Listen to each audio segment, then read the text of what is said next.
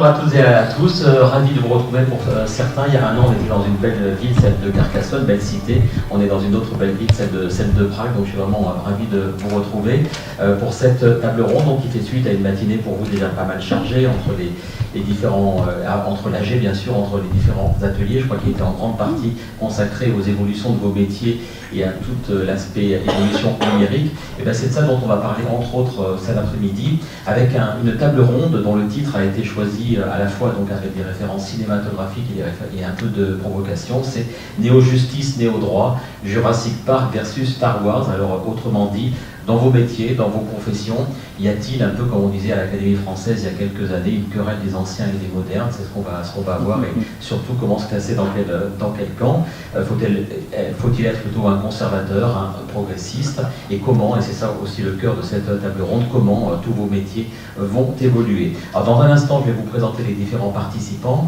mais juste avant, donc vous dire que cette table ronde est présidée par Vincent Cespedes, que je salue. Vous avez un micro, Vincent, et avant de faire un petit tour de table justement de cette table ronde, le titre, il vous inspire quoi? Ce titre un peu provoque et un peu cinématographique. Le titre est très amusant. Alors, on imagine effectivement la querelle des anciens et des modernes, des préhistoriques archaïques et puis des visionnaires. Mais en fait, concernant le métier d'avocat, j'ai l'impression que Star Wars correspond vraiment bien à d'autres niveaux. Peut-être le niveau de la complexité. Jurassic Park, c'est assez simple. Il y a des gros dinosaures, il faut sauver sa peau. Bon, ça va, c'est assez bon. Quand vous voyez Star Wars à côté, c'est extrêmement complexe. Il y a des encyclopédies Star Wars. Je suis sûr que c'était impossible, à part pour Christophe qui est un geek, impossible de résumer Star Wars en quelques phrases. La complexité du monde à venir, la complexité dans laquelle les avocats ont un rôle, et des spécialités de plus en plus fragmentées, correspond bien à Star Wars. C'est-à-dire qu'on entre dans une ère où plus c'est difficile, plus ça demande des expertises pointues, et donc des conseils ou de la défense beaucoup plus précise. Et puis autre chose sur Star Wars, il y a cette idée de déontologie. Ce sont des chevaliers Jedi, ils ont des codes. Les dinosaures et les T-Rex, leur code est assez simple, assez sommaire.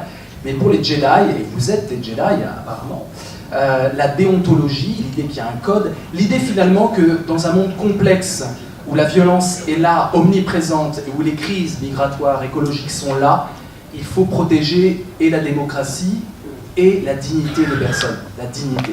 Et cette notion de dignité, on va sûrement l'évoquer, l'effleurer, en parler, me semble porteuse d'avenir, donc Star Wars, oui, 2 fois. Et vous, Vincent, vous êtes un Star Wars, je crois que l'Express, vous y êtes parti de ce fameux article du mois d'août, un peu provoque aussi dans le titre, ils sont beaux et ils ont lu Kant, et vous faisiez partie de cette nouvelle classe des intello people. Est-ce que vous êtes définitivement du côté Star Wars, donc vous aussi côté philosophie? Moi j'ai grandi avec Star Wars, il y a des études très intéressantes psychologiques qui montrent que ça a contaminé l'imaginaire de toute une génération, et je m'en porte bien. Et dans ma philosophie, j'analyse vraiment la différence entre le côté obscur de la force et le côté plutôt Jedi, et je cherche à réhabiliter le côté obscur de la force. Donc c'est un Star Wars qui montre que Dark Vador n'est pas si mauvais que ça, il y a du bon chez Dark Vador, c'est la complexité qui préside. Je donne la parole à chacun dans un petit instant, mais vous, les nouvelles techno, on me parlait des nouvelles technologies, vous les utilisez, vous faites souvent des Facebook Live, vous pensez qu'on démocratise la philosophie et plus généralement les idées via la nouvelle techno, c'est fondamental. Je pense que c'est plus profond que ça, je pense qu'on a affaire à toute une nouvelle génération qui est grandie dans ce que j'appelle la cybermodernité. La cybermodernité, bon, si vous voulez, il y avait la modernité, ensuite il y a eu le post-moderne dans les années 80, ensuite on a parlé d'hypermodernité, donc les individus qui ne savent plus où ils sont, qui sont en lutte les uns contre les autres, les consommateurs, ça c'est l'hypermodernité des années 2000.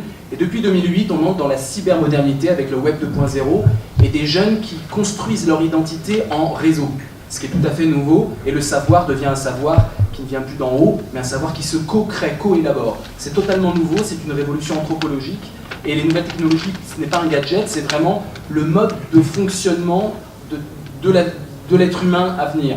Et le métier d'avocat aura à réfléchir là-dessus. Je suis sûr que vous n'avez pas attendu cette journée, mais je pense qu'il y a des choses à comprendre sur cette révolution anthropologique, cette cybermodernité et la jeunesse ultra connectée qu'on a aujourd'hui, qui sera le monde de demain. On aura l'occasion, je pense, de reparler de cette horizontalité qui est un peu en place la verticalité, même si c'est un peu compliqué parfois de la mettre en place de manière très concrète. Je présente tous nos participants. On va commencer dans l'ordre d'intervention par Thierry Vickers, qui est à votre gauche, Vincent. Donc Thierry, vous êtes avocat associé au sein du cabinet Exem à Bordeaux. Vous êtes en charge du pôle droit, du crédit et du financement, des sûretés et des voies d'exécution.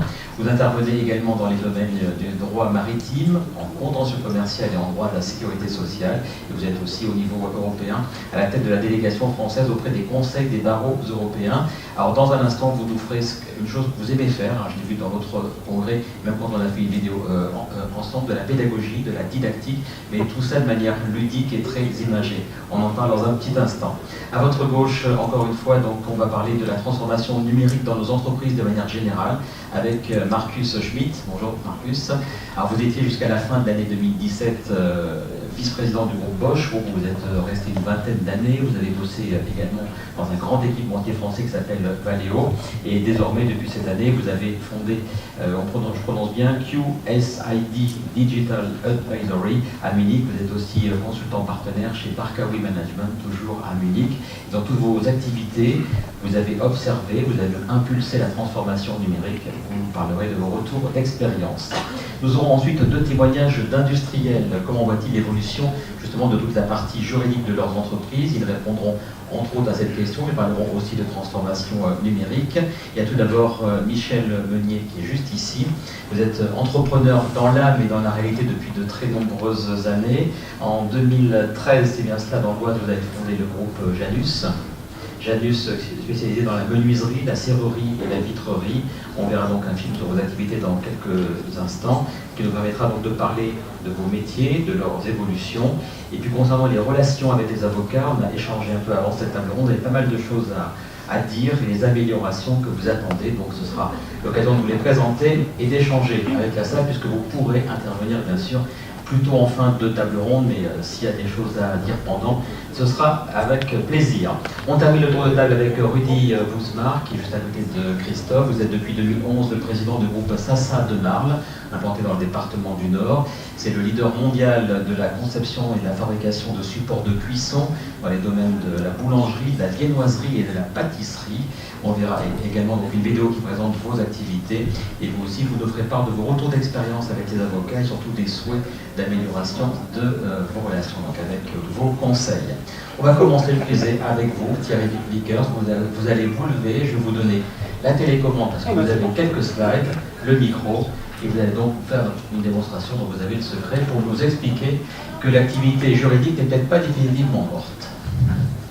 Ça, ce sera la conclusion que la salle voudra bien tirer de cette brève présentation.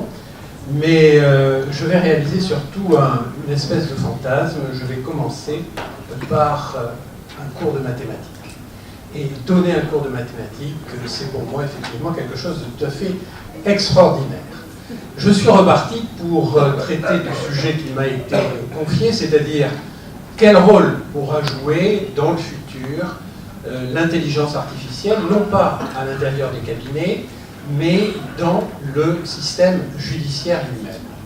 Je suis donc reparti de l'analyse économique du droit et de l'équation principale à partir de laquelle les économistes analysent l'activité judiciaire.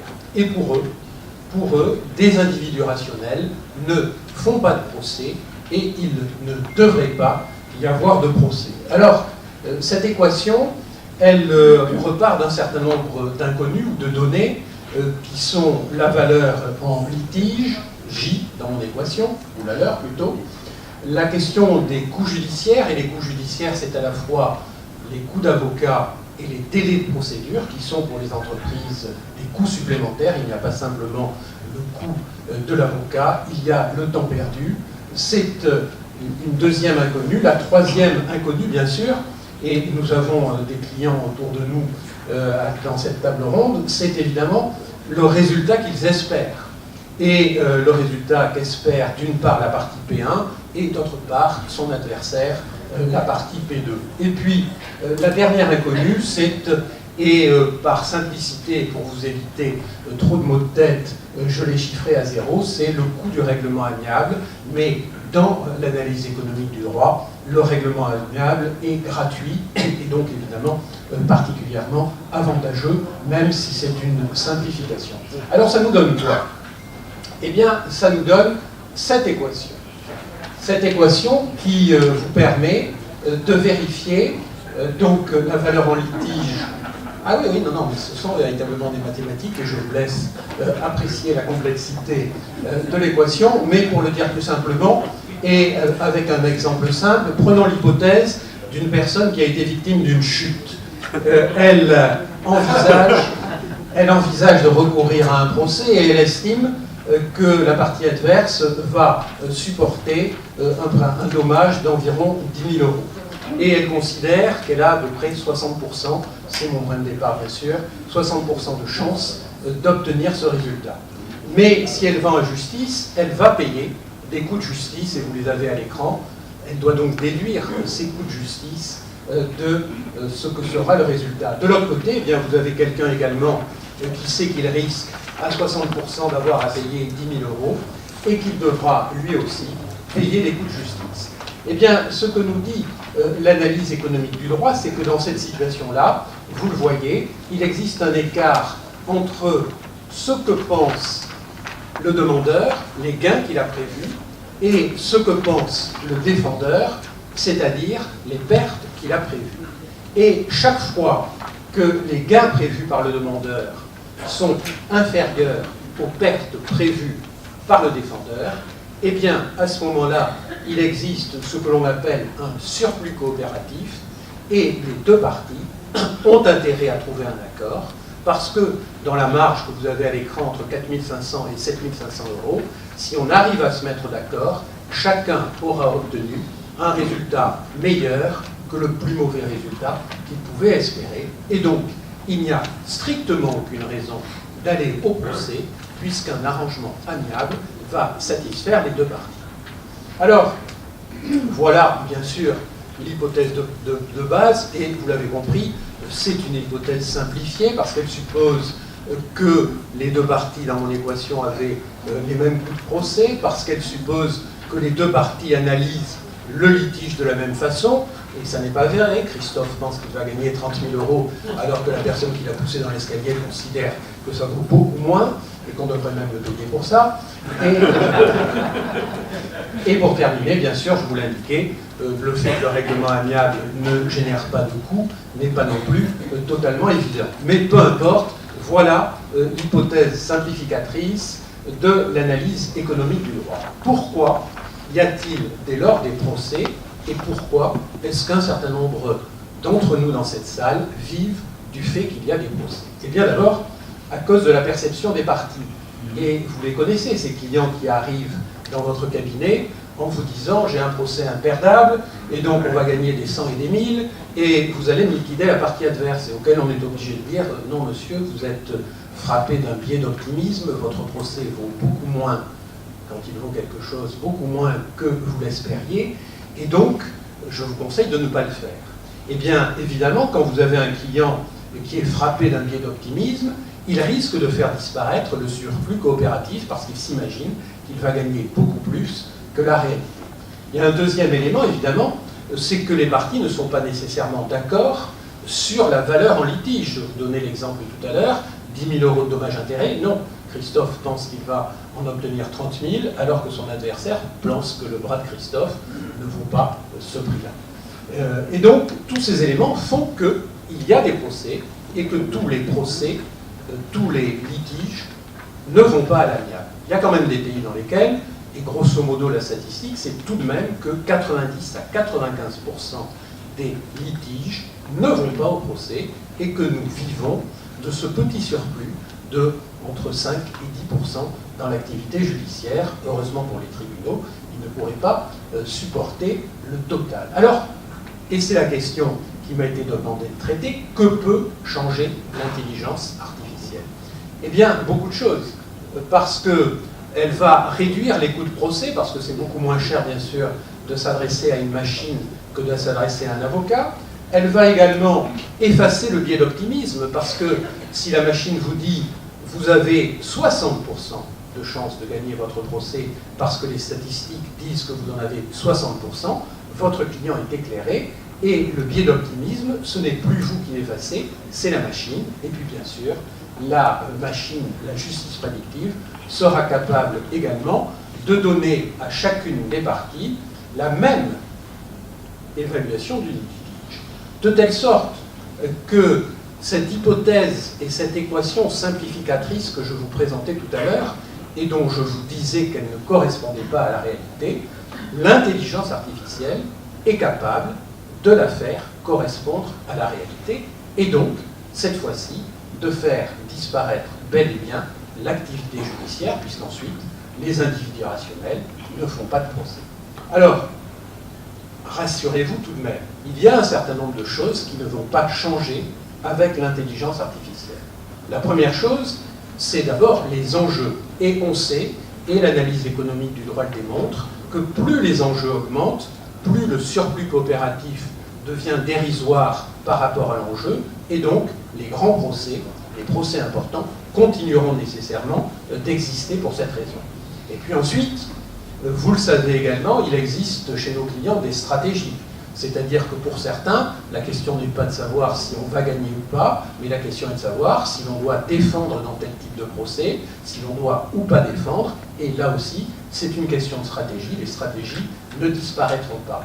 Et puis, et c'est probablement le dernier élément et le plus rassurant pour les avocats, c'est que, et là aussi c'est l'analyse économique du droit qui le montre, le système judiciaire est un système qu'on peut qualifier de marché de pénurie géré par la file d'attente. C'est-à-dire que, vous le savez, les moyens de la justice sont extrêmement pauvres. En France, nous avons le même nombre de magistrats que sous Louis-Philippe, et c'est un tuyau dont le diamètre ne change jamais. C'est-à-dire qu'il y a un certain nombre de personnes qui ne s'adressent pas à la justice simplement parce que c'est trop long, parce que ça dure beaucoup trop et qu'on ne peut pas attendre. Eh bien, si un certain nombre de parties partent vers des dispositifs amiables, on a à peu près la certitude que d'autres les remplaceront et que la file d'attente se reconstituera exactement de la même façon. L'exemple le plus récent, c'est celui du Québec, dans lequel des dispositifs de règlement amiable judiciaire ont été organisés et dans lesquels les magistrats se sont plaints de régler désormais des problèmes qui, sinon, ne leur étaient jamais adressés. On a généré davantage de demandes parce qu'on a modifié l'offre de justice. Et puis, évidemment, nous le savons, vous avez aujourd'hui, et les deux principales études sont une première étude réalisée par des Américains sur la jurisprudence de la Cour suprême des États-Unis, avec des taux de prédiction qui sont assez impressionnants, 75% de résultats positifs dans les prédictions réalisées. Ça paraît impressionnant. Ça paraît impressionnant, mais en réalité, si vous prenez les statistiques de la Cour suprême des États-Unis depuis 1810, vous pouvez en 3 minutes et sans connaître quoi que ce soit à la jurisprudence de la Cour suprême des États-Unis, réaliser la même prédiction, parce qu'entre 1870 et 1930 ou 1940, à 75%, la Cour suprême des États-Unis confirmait la décision dont elle était saisie, et depuis 1960, à 75%, elle l'infirme. Donc vous n'avez pas besoin de l'intelligence artificielle pour aboutir à ce résultat. Et c'est la même chose dans les enquêtes qui ont été réalisées, ou en tout cas dans les travaux réalisés auprès de la Cour européenne des droits de l'homme. Tout ce qu'aujourd'hui sait faire l'intelligence artificielle, c'est simplement s'apercevoir, mais là aussi ça n'est pas bien compliqué, s'apercevoir qu'il y a une cohérence entre les motifs exprimés par le juge et le dispositif. Là encore, l'intelligence artificielle n'est pas prête à remplacer les avocats. C'est d'ailleurs la conclusion à laquelle, aujourd'hui, on est arrivé avec l'essai qui a été réalisé à la Cour d'appel de Rennes, où les magistrats ont indiqué que les dispositifs actuels n'étaient pas de nature à constituer véritablement une aide à ce stade. Mais le dernier élément, donc je vais peut-être passer un peu plus rapidement. Non, c'est bon. Bon. Donc, la difficulté principale que l'on rencontre avec les systèmes prédictifs, c'est, vous le savez, que ce sont des systèmes qui fonctionnent sur une masse de données. Et cette masse de données va permettre de réaliser un certain nombre de prédictions. Et on espère de ce dispositif que ces prédictions, comme je vous l'indiquais tout à l'heure, vont entraîner un retrait et un recul du contentieux, puisque les parties n'auront plus intérêt à s'adresser au juge, connaissant déjà le résultat à venir. Mais c'est mécanique, à partir du moment où les données judiciaires diminuent, eh bien à ce moment-là, la prédiction devient impossible. De telle sorte qu'il y a un véritable paradoxe de la justice prédictive, c'est qu'elle va elle-même ruiner la qualité de ses prédictions. Vous aviez hier sous Twitter, et je regrette de ne pas l'avoir retrouvé ce matin, vous aviez un très joli dessin où on voyait deux humains devant un tas de robots détruits, et ils venaient de survivre à une révolte des robots. Et l'un des deux combattants humains s'adressait à l'autre en disant « Mais c'est curieux, ça a été vraiment vachement facile de liquider tous ces robots qui s'étaient révoltés. » Et l'autre lui répondait « Oh ben c'est pas très compliqué, ils avaient fait une analyse des données anciennes et ils avaient constaté que c'était avec une lance et un épieu que la plupart des combats avaient été gagnés jusqu'à présent, raison pour laquelle ils n'ont utilisé ni fusil ni arme laser. » Il y a là aussi de quoi nous rassurer pour l'avenir. Il y a aussi de quoi nous rassurer pour l'avenir parce que la justice prédictive laisse, ou en tout cas imagine que le juge donc réalise un acte de connaissance, c'est-à-dire que le juge applique la loi. Or, nous le savons, dans la réalité, le juge et le fait de juger est beaucoup plus un acte de volonté qu'un acte de connaissance, et l'acte de volonté, évidemment, ne peut pas être réalisé par la machine, et nous avons des clients qui sont absolument persuadés, effectivement, qu'ils ont été confrontés à des actes de volonté plutôt qu'à des actes de révélation de la loi. Et si vous n'en étiez pas convaincu, je vous propose, pour vous rassurer définitivement, et j'en terminerai par là, de lire cette étude israélienne qui a été donc effectuée sur des magistrats chargés de réaliser des mises en liberté. Ce sont donc des juges israéliens. Leur travail est de statuer sur le sort de personnes dont le parquet a indiqué qu'ils devaient rester en détention. Et voilà la journée d'un juge israélien à partir de son taux de glucides dans le sang. En début de matinée, notre magistrat est tout feu, tout flamme, et les plaidoiries des avocats sont efficaces. C'est-à-dire que dans un nombre de cas qui n'est pas négligeable, ils obtiennent la mise en liberté de leurs clients. Et puis, avec la fatigue, vers midi, vous le voyez, le taux de mise en liberté est pratiquement tombé à zéro. Là, le juge va déjeuner. Et il reprend son audience, la deuxième cour, et là, de nouveau, le taux de glucides est suffisant pour qu'il s'oppose au parquet, et de nouveau, il met en liberté. Vous savez désormais à quelle heure vous devez plaider, je vous le dis. Mais entre 2h et 5h de l'après-midi, le juge fatigue, et le taux de mise en liberté tombe à 5h de l'après-midi. On est pratiquement de nouveau retombé à zéro. Et là, petite pause. Petite pause, notre magistrat reprend l'audience, et vous le voyez là aussi, de nouveau, le taux de mise en liberté remonte avant de s'effondrer vers 7h, 8h du soir, quand il est temps de rentrer chez lui. Alors, je pense qu'avant qu'une intelligence artificielle ne soit capable de copier le comportement du juge, nous avons encore un petit peu de temps et un peu d'espoir.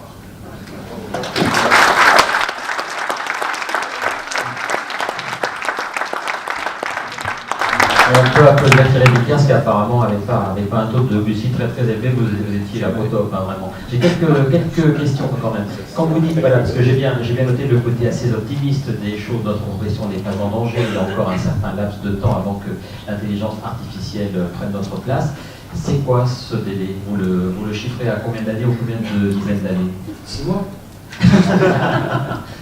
Non, je crois que là-dessus, on sait que les discussions récentes sur l'intelligence artificielle faible et l'intelligence artificielle forte ont bien montré qu'aujourd'hui, et pour un temps que personne n'est capable de quantifier, nous n'en sommes qu'à l'intelligence artificielle faible. Et l'intelligence artificielle faible est capable, c'est le cas d'ores et déjà, de battre les humains, mais on le sait dans des domaines extrêmement restreints. Alors, dès aujourd'hui, l'intelligence artificielle, basée sur des statistiques, va être capable de prédire, par exemple, non pas le résultat, mais non pas le sens d'un procès, du résultat, mais de quantifier un résultat, par exemple, combien est-ce que dans le cadre d'un litige prud'homal je peux espérer si je gagne, combien dans le cadre d'un litige familial je peux espérer de pension alimentaire. Tout ça, c'est possible dès maintenant ou dans les mois qui viennent. En revanche, des dispositifs qui sont capables d'analyser et de prendre des décisions complexes, là, c'est probablement peut-être impossible, en tout cas pas aujourd'hui possible avec les capacités de l'intelligence artificielle faible. Je voudrais ajouter que sur le plan purement technique, l'idée, il n'y a pas plus efficace que notre cerveau. Nous n'avons pas besoin de la production d'électricité du Danemark pour prendre des décisions tous les jours. Pour faire tourner la blockchain, vous avez besoin, par exemple, de quantités qui sont hallucinantes d'énergie. Donc là aussi, il y a probablement des obstacles technologiques qui sont très loin de pouvoir être franchis rapidement. Et quand je reprends le côté circulaire des choses, quand vous dites que la justice prédictive, finalement, elle scie la branche sur laquelle elle est assise, est-ce qu'il n'y a pas de votre part un comportement de dinosaure qui veut conserver son Jurassic Park, qui a peur un peu de ces évolutions-là? Il y a toujours un risque que, effectivement, celui qui parle soit aveuglé par un biais qui serait un biais d'optimisme, mais il n'empêche que le dispositif qui est présenté, c'est-à-dire l'exploitation des données existantes, a pour conséquence nécessaire que la machine a besoin de ces données pour pouvoir, vous le savez, et mes confrères le savent également, la jurisprudence est quelque chose d'extraordinairement mouvant. Ça n'est pas parce qu'il a été jugé jusqu'à présent telle chose qu'elle sera jugée demain. Le concept de juge bouche de la loi, c'est-à-dire qu'il n'est là que pour répéter ce qui était évident. Ce concept, il a toujours, et ce fantasme, il a toujours existé dans l'histoire du droit de notre pays. Il est présent sous Louis XIV, il est présent sous la Révolution, enfin il est à peu près constant. En réalité, si la loi est parfaitement claire et si elle n'a pas besoin d'être interprétée, il n'y a de nouveau pas de procès. La réalité, nous le savons, c'est que ce qui est présenté au juge, ça n'est pas un litige qui a déjà été réglé, parce que sinon c'est pas la peine. C'est un litige qui n'a pas été réglé et qu'il va falloir régler en modifiant ou en inventant une nouvelle façon d'interpréter la norme. Je crois que là-dessus, par exemple, ce qu'a écrit Suppiot dans La gouvernance par les nombres est tout à fait éclairant sur la différence immense qui existe entre le langage des chiffres qui ne s'interprète pas et le langage judiciaire qui n'est qu'interprétation et qui n'est rien d'autre qu'interprétation d'un contenu qui est un contenu dont vous pouvez à tout moment modifier ou remettre en cause l'interprétation qui a été donnée. Donc, il y a un certain nombre de barrières. Après, peut-être suis-je victime, une fois encore, du biais d'optimisme. Une toute dernière question très rapidement. La première fois que vous avez parlé, vous avez entendu parler et parlé vous-même d'intelligence artificielle, c'était dans un lieu très particulier. Racontez-nous cela. Un lieu un peu lointain. J'étais assis je sais à quoi vous faites allusion, j'étais assis dans le bureau d'Obama, dans la chaîne d'Obama d'ailleurs, dans son bureau à la faculté. Ah, c'est pas le bureau d'Obama. Mais c'était quand même le bureau d'Obama. Mais c'était quoi? Et lui-même était conscient un peu de cette évolution, de cette révolution. C'était quoi le fond de votre conversation? Alors, en réalité, donc, c'était une conversation qui avait lieu à la Law School de Chicago.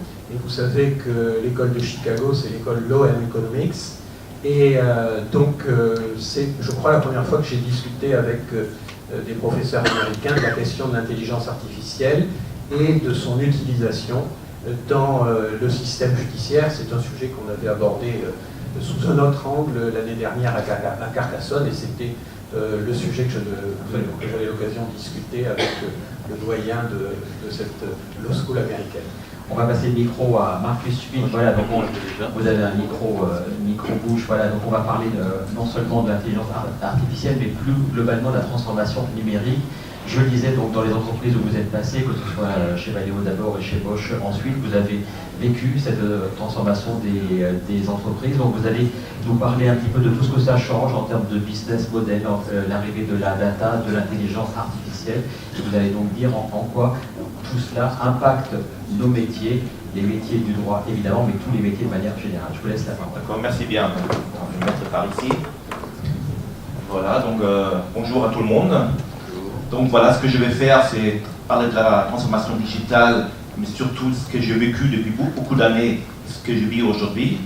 Parce que beaucoup de choses que je vais vous dire, vous pouvez les lire sur Google, Internet, partout vous les trouvez. Donc j'essaye de donner une sorte de témoignage, quels sont actuellement pour moi les enjeux et auxquels il faut surtout penser quand on parle de l'économie et des entreprises européennes. Alors, mes transparences, ça je veux le dire, sont tous en anglais, parce que le vocabulaire de la transformation digitale est devenu tellement américain ou anglo quelque chose, même quand je fais des présentations en allemand, je le fais toujours avec des slides en anglais. Ça c'est quelque chose où, et je m'excuse aussi, souvent utiliser le vocabulaire anglais, c'est pas pour voilà, vous donner l'impression que je le connaisse bien, c'est parce que je l'utilise tous les jours. Et je n'ai pas de traduction très souvent ni en allemand ni en français pour ces vocabulaires-là. J'aimerais bien commencer par quelque chose qui m'apparaît essentiel quand on parle des transformations digitales. Parce que tout le monde en parle, digital, numérique, d'une manière très inflationniste, à tous les niveaux, gouvernement, politique, entreprise, n'importe qui, tout ça. Et très souvent, il y a des malentendus. Et c'est pour ça qu'entre-temps, ce que je fais au début d'une présentation, d'une discussion, j'essaye de calibrer un petit peu qu'est-ce qu'est ma définition de la transformation digitale. Et c'est pour ça que je fais ces slides-là. Vous voyez tout ce qui est sur la gauche. Très souvent, les personnes pensent que c'est déjà la transformation digitale. C'est complètement faux. Très souvent, j'entends parler, j'ai digitalisé un processus manuel. Voilà, tout va bien. C'est même pas 5% de la transformation digitale. D'autres me disent, j'ai délégué un projet à mon directeur informatique. C'est un projet IT, transformation digitale. C'est faux. C'est un tout petit peu. Et c'est pour ça que j'ai développé, je remettrai sur ça, ce que j'appelle la définition de double S-curve. S-curve. La première S-curve, c'est ce que est votre business actuel, où vous vous trouvez. Et la deuxième, c'est la partie transformation digitale. Donc ça va beaucoup plus loin. C'est l'utilisation des nouvelles technologies. Je reviens sur ça en business model innovation, mais après c'est tout un esprit, toute une mentalité qu'il faut changer. C'est toute une culture d'entreprise, je dirais même une culture de société qu'il faut changer vers la modernisation, vers prendre plus de risques, vers aller vers beaucoup plus de création d'entreprises, de start-up, etc. C'est ça la transformation digitale, c'est pour moi une transformation fondamentale.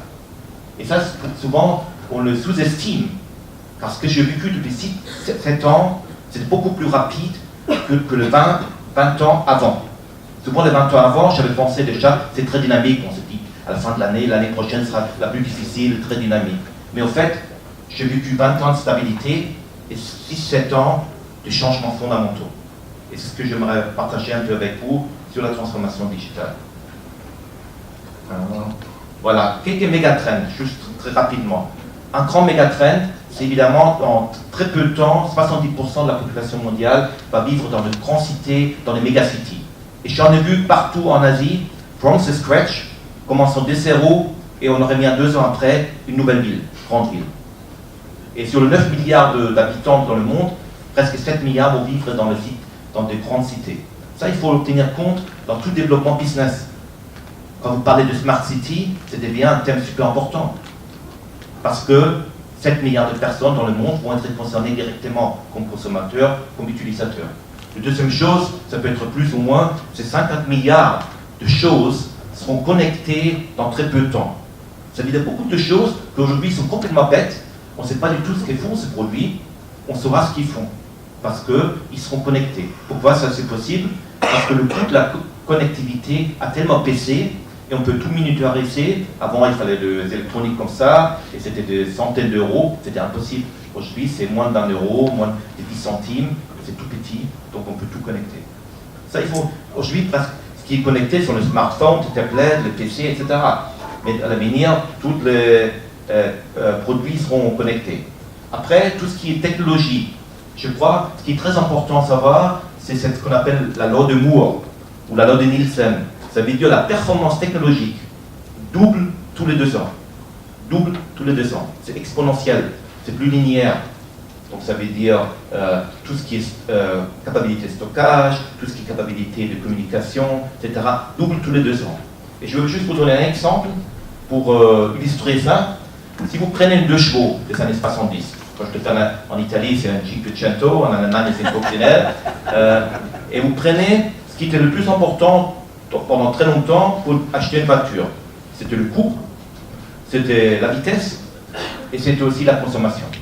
Et si vous appliquez à ces 3 choses la loi de Moore à partir des années 70, vous arriverez à une voiture aujourd'hui qui sera à la vitesse de la lumière, qui ne coûtera même pas 4 cents, donc rien du tout, et vous allez le recevoir plein pour toute la vie.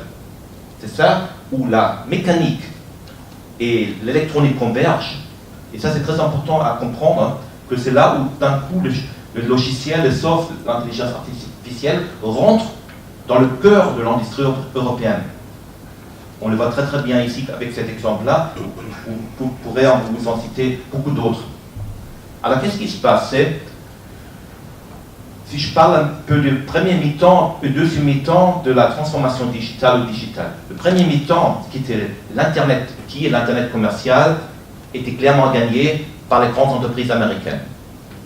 Tout ce qui est streaming de musique, tout ce qui est publicité digitale, etc. Aucune chance pour les entreprises européennes de rattraper ça.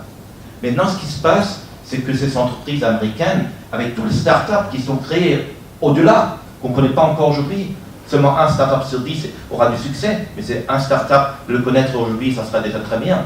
Ils essayent de rentrer dans ce que j'appelle l'Internet industriel. Et ça, c'est le cœur de l'Europe. C'est le cœur de la France, c'est le cœur de l'Allemagne, c'est le cœur de l'Italie et tous les autres pays européens.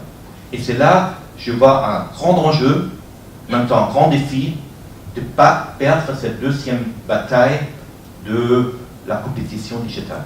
Et c'est pour ça qu'il faut agir maintenant.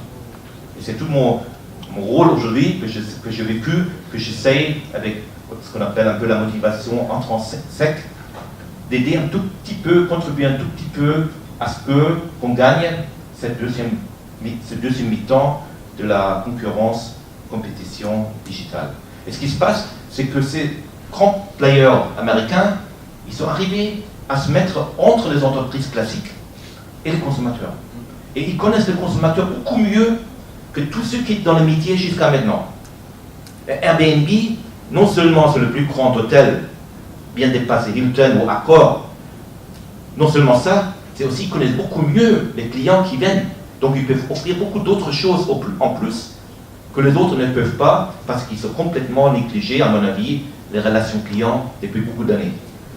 Et ça arrive la même chose avec Amazon, la même chose avec Uber, etc. Uber connaît mieux le consommateur de mobilité que le grand constructeur automobile européen ou américain. Et exactement, c'est ça le grand risque. Si après, ces entreprises-là connaissent le mieux le consommateur, c'est eux qui vont faire le business. Et c'est là qu'il y a la profitabilité. Et tous les autres qui aujourd'hui ont fait le profit vont revenir au rang 2, rang 3, rang 4, et qui vont arriver, ce qu'on appelle en américain, le commodity trap. Et c'est là où vous allez après faire un résultat financier de 2 ou 3%, mais jamais plus que 10%. C'est fini. Et si on laisse faire ça, c'est exactement ce qui va arriver. Il y en a certains qui vont survivre, et d'autres vont rester à une rentabilité de 0, 1, 2%, pas plus. Et au-delà de ça, ce qui se passe, tout ce qui est market capitalization de ces entreprises sont extrêmement élevés. Et parfois, je pense certainement, quelques-uns parmi vous sont familiers de merchant acquisition. Moi, j'avais des règles très claires depuis beaucoup d'années, c'est à peu près 10% du résultat, ou une fois le chiffre d'affaires pour acheter. Ça, très souvent, dans cette logique-là, est très vivante. Vous pouvez faire des pertes, mais votre entreprise a une valeur extrêmement importante sur le marché. Et tout toutes les entreprises aujourd'hui avec la plus grande market capitalization sont que des entreprises high-tech du Silicon Valley ou de la côte Amérique de l'Ouest. Et ce qui se passe en plus, et ça je peux vous dire, je l'ai vécu très très souvent. Depuis 15 ans, j'ai voyagé 70 fois en Chine, j'ai commencé beaucoup de business, et je sais très très bien ce que veut le gouvernement chinois, la société chinoise et les entreprises chinoises. Et ça, c'est des grands risques que maintenant, entre les Américains qui sont même en avant, beaucoup en avance, sur tout ce qui est big data, tout ce qui est intelligence artificielle, le deuxième grand player dans le monde devient la Chine. Parce qu'ils ont quelques avantages pour devenir le pays du big data. Ils ont une population de 1,4 milliard de personnes. Ils sont très ouverts à tout ce qui est data. Ils le donnent facilement. Aujourd'hui, en Chine, on paye avec son smartphone. On n'a plus de carte bancaire, on n'a plus de cash, bien sûr, etc. Donc toute la société s'oriente vers le big data. Et le gouvernement le pousse aussi, pour des raisons parfois différentes, bien sûr. Mais c'est bien sûr extrêmement soutenu. Donc, en plus, ils dépensent des milliards pour l'intelligence artificielle, pour l'électronique. Combien de fois les Chinois m'ont demandé d'investir pour l'électronique en Chine parce qu'ils ont peur qu'après, ils doivent encore une fois tout emporter. La grande stratégie est, dans les nouvelles technologies, d'être ce qu'on appelle high level avec l'Occident. Et ils font tout, parce qu'ils ont quand même perdu la bataille technologique des anciennes technologies. Et là, ils ont toute la chance, parce que les règles du jeu sont différentes. On refait, on retourne à zéro, et ils vont tout faire pour être au même niveau que les Américains. Et ici, beaucoup de Chinois qui retournent du Silicon Valley en Chine pour faire leur business après 20 ans, et ils arrivent avec tout cet esprit du Silicon Valley en Chine aussi. Ça, c'est quelque chose qu'on sous-estime. Pour moi, il n'y a que deux arguments, éventuellement, qui pourraient bloquer ça ou ralentir. Premièrement, la censure.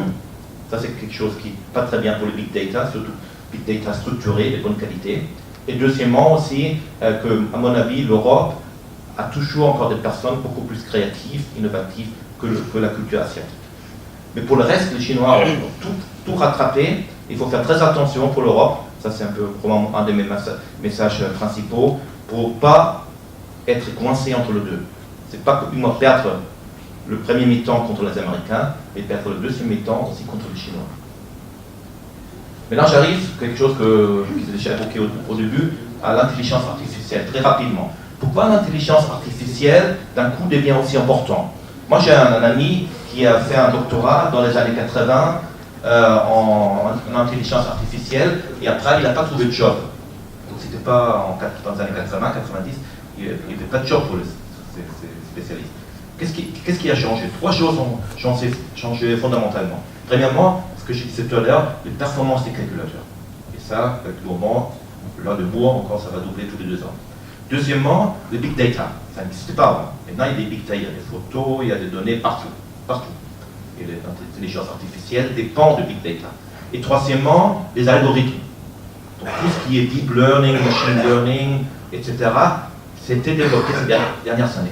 Et moi, je considère entre-temps, et c'est quelque chose que j'ai seulement découvert il y a 4-5 ans, hein, pas plus que ça, l'intelligence artificielle comme une technologie universelle, comme la machine à vapeur, comme le moteur à combustion ou l'électricité.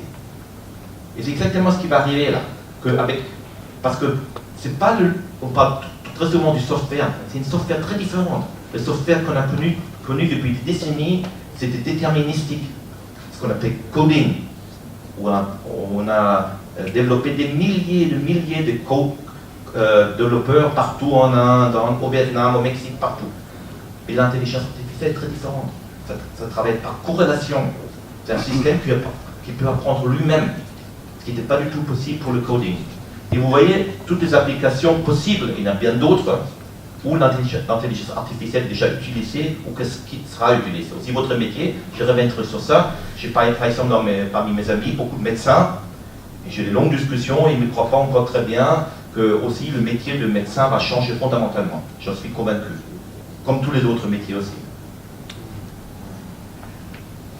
Là, c'est quelque chose aussi pour moi très important, j'en suis convaincu profondément.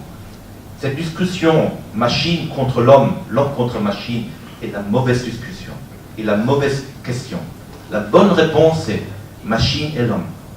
Parce qu'il y a beaucoup de choses que la machine pourra faire mieux que l'homme, il y a beaucoup de choses que l'homme pourra toujours faire beaucoup mieux que la machine.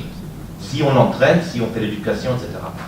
Vous pouvez le lire, je vous aurai de ça après. Ça, normalement, on peut discuter ça déjà 1 heure. Mais vous voyez, sur la gauche, j'ai mis tout ce que je pense où l'être humain sera toujours meilleur que la machine. Mais sur la droite, là où la machine sera meilleure. Donc tous ceux qui ont un métier où la compétence principale sera à droite, ce métier va disparaître, plus souvent. Et ça veut dire qu'il faut développer ce qui est à gauche.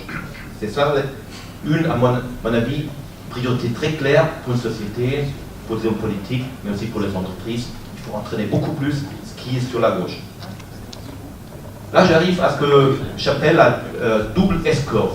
C'est quelque chose d'assez simple, parce que je crois aujourd'hui, beaucoup d'entreprises, beaucoup aussi de professions libérales, entre grandes entreprises, ETI, PME, sont dans la même situation. Ils sont en business, que j'appelle le core business, qui fonctionne très bien. Ils connaissent très bien, ils ont des super compétences, et ça tourne généralement, actuellement, très très bien. Et il faut continuer. Il faut continuer avec des facteurs de succès qui sont relatifs à ça depuis beaucoup d'années. Il faut continuer, mais c'est quelque chose de plutôt linéaire. On fait l'amélioration de 3% du résultat financier, on augmente la productivité, etc. Et il y a deuxième S-curve, c'est tout le business digital. Et ce business digital suit des success factors très différents. Et seulement si on est capable de faire en même temps la première S-curve et d'avoir du bons résultats aussi dans l'avenir, et en parallèle commencer le business sur le deuxième S-curve, avec aussi une culture d'entreprise différente, c'est ceux qui auront beaucoup de succès. Et ça, il y a un manque de leaders aussi en Europe qui savent faire les deux. Ça, c'est le thème, je vais sauter aussi. J'arrive à un point, à mon avis, un des plus importants pour arriver sur la deuxième S-curve, pour le changement digital. C'est la partie leadership, c'est la partie culture d'entreprise. Vous savez, en anglais, on dit « culture eats strategy ». Et ça, je l'ai vu tellement souvent. L'entreprise définit une nouvelle stratégie, on communique, direction générale, etc. Mais rien ne change. Et pourquoi? Parce qu'on n'accepte pas de changer de culture. Et c'est pour ça, je crois qu'il est très très important de consacrer, si on veut être vraiment vers une transformation digitale, consacrer beaucoup de temps à un leadership très différent. Quand je disais tout à l'heure, l'intelligence artificielle, c'est très lié à gauche, c'est très lié aussi à un style de leadership dans l'avenir qui est très, très différent de ce qu'on avait eu dans le passé. Beaucoup moins de hiérarchie, plus d'entrepreneurship. Le leader n'est pas le manager. L'autre jour, j'ai fait une intervention devant des executive MBA. Je leur ai dit, le middle management va disparaître. Vous voir personnes entre 30 et 40 ans, le choc pour eux. Mais j'en suis convaincu. Le middle management va disparaître. Parce que c'est cela, l'intelligence artificielle, c'est faire mieux. On a besoin de leaders qui sont des leaders, pas de managers. Et des leaders, ce que ça veut dire, people first. Tu consacres assez de temps à mon équipe, aux personnes. Et pas manager, je ne gère pas les ressources budgétaires ou le inventory, etc. Non, je m'occupe de personnes. Je m'occupe de mon équipe. Comment je peux faire un high-performing team.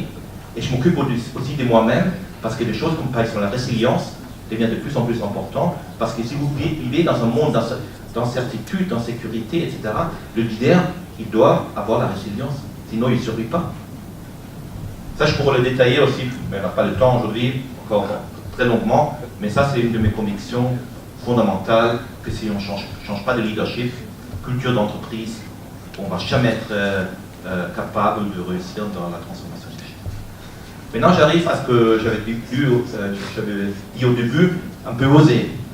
Un peu osé, parce que vous êtes le spécialiste, moi, c'est plutôt une vue externe, basée sur ce que j'ai vu sur la transformation digitale. Où est-ce que je crois, dans votre profession, il y aura des changements potentiels ou nécessaires. Je le fais l'autre jour pour des auditeurs financiers, je le fais l'autre jour aussi pour des médecins, donc en vue externe, et je le fais aujourd'hui encore pour vous. Très rapidement, ça vous pouvez le lire aussi, il faut que vous regardiez aussi que Amazon ou quelqu'un d'autre dans un nouveau écosystème ne connaisse pas mieux vos clients que vous-même. C'est possible, hein, parce que ça, c'est possible pour toutes les professions. Après, évaluer, on a discuté tout à l'heure, le blockchain, ça peut être très intéressant pour tout ce qui est juridique, l'intelligence artificielle, on vient d'en parler. Et après, il faut regarder aussi, bien sûr, il y a des domaines, à mon avis, ça je l'ai vécu aussi dans l'entreprise, qui deviennent de plus en plus importants, c'est nouveau pour vous aussi, c'est tout ce qui est ownership of data, toute la partie antitrust, mais comment antitrust dans ce monde digital. Pas du tout la même chose que l'antitrust dans un monde de hardware où il part des marchés très très précis, définis. Après, il faut regarder, est-ce qu'il faut aussi, pour vous aussi, de business model innovation, que votre pricing, je discute souvent avec les consultants aussi, hein, ils sont toujours à pricing, ils chargent de 1000 euros ou 1500 euros par journée, des choses comme ça. Est-ce que c'est le bon modèle dans l'avenir? Je ne crois pas. Hein, il y a d'autres modèles qui seront très différents, pay-per-use, etc. Il faut être très créatif à ce niveau-là. Après, bien sûr, le back-office, regardez s'il ne peut pas beaucoup plus automatiser.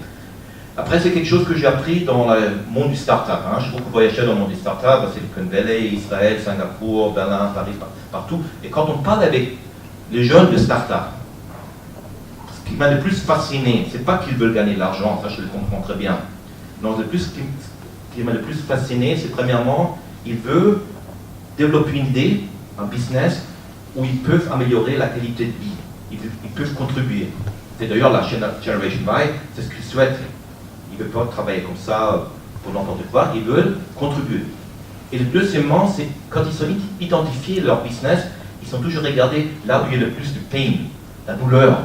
Et s'il y a beaucoup de douleur, quelque part, automatiquement, il y a un bon business possible. Moi, je considère, par exemple, la douleur du parking. Moi, je suis convaincu depuis beaucoup d'années, le valet parking en valet, pas comme aux États-Unis, mais vraiment valet automatique, sera un grand business model. Parce que tout le monde a la douleur quand il faut trouver un parking. C'est sûr. Et ici, certainement aussi. Hein? Donc, identifier le pain point de vos clients et après, en faire un business model intéressant. Pain point ou point de douleur, je ne sais pas si ça existe en français. Et après, regardez ce que je disais tout à l'heure, aussi, combinaison homme-machine, aussi pour votre profession d'avocat, juriste. Regardez ça comme une chance et non pas comme un risque. Après, training. Et ce n'est pas seulement le jeune qu'il faut entraîner. Il faut aussi, pour tout le monde, never ending learning. Ça, c'est maintenant, on a discuté depuis des décennies de ça. Mais je crois, pendant plusieurs décennies, on a survécu sans le faire. Là, on ne va plus survivre. Beaucoup de personnes qui ne sont plus tellement jeunes, pour moi, ne pourront pas survivre s'ils ne pensent pas à training. Et aujourd'hui, il y a tellement de possibilités. Moi, je dirais 50% de mon savoir-faire sur l'intelligence artificielle, je l'ai appris sur YouTube.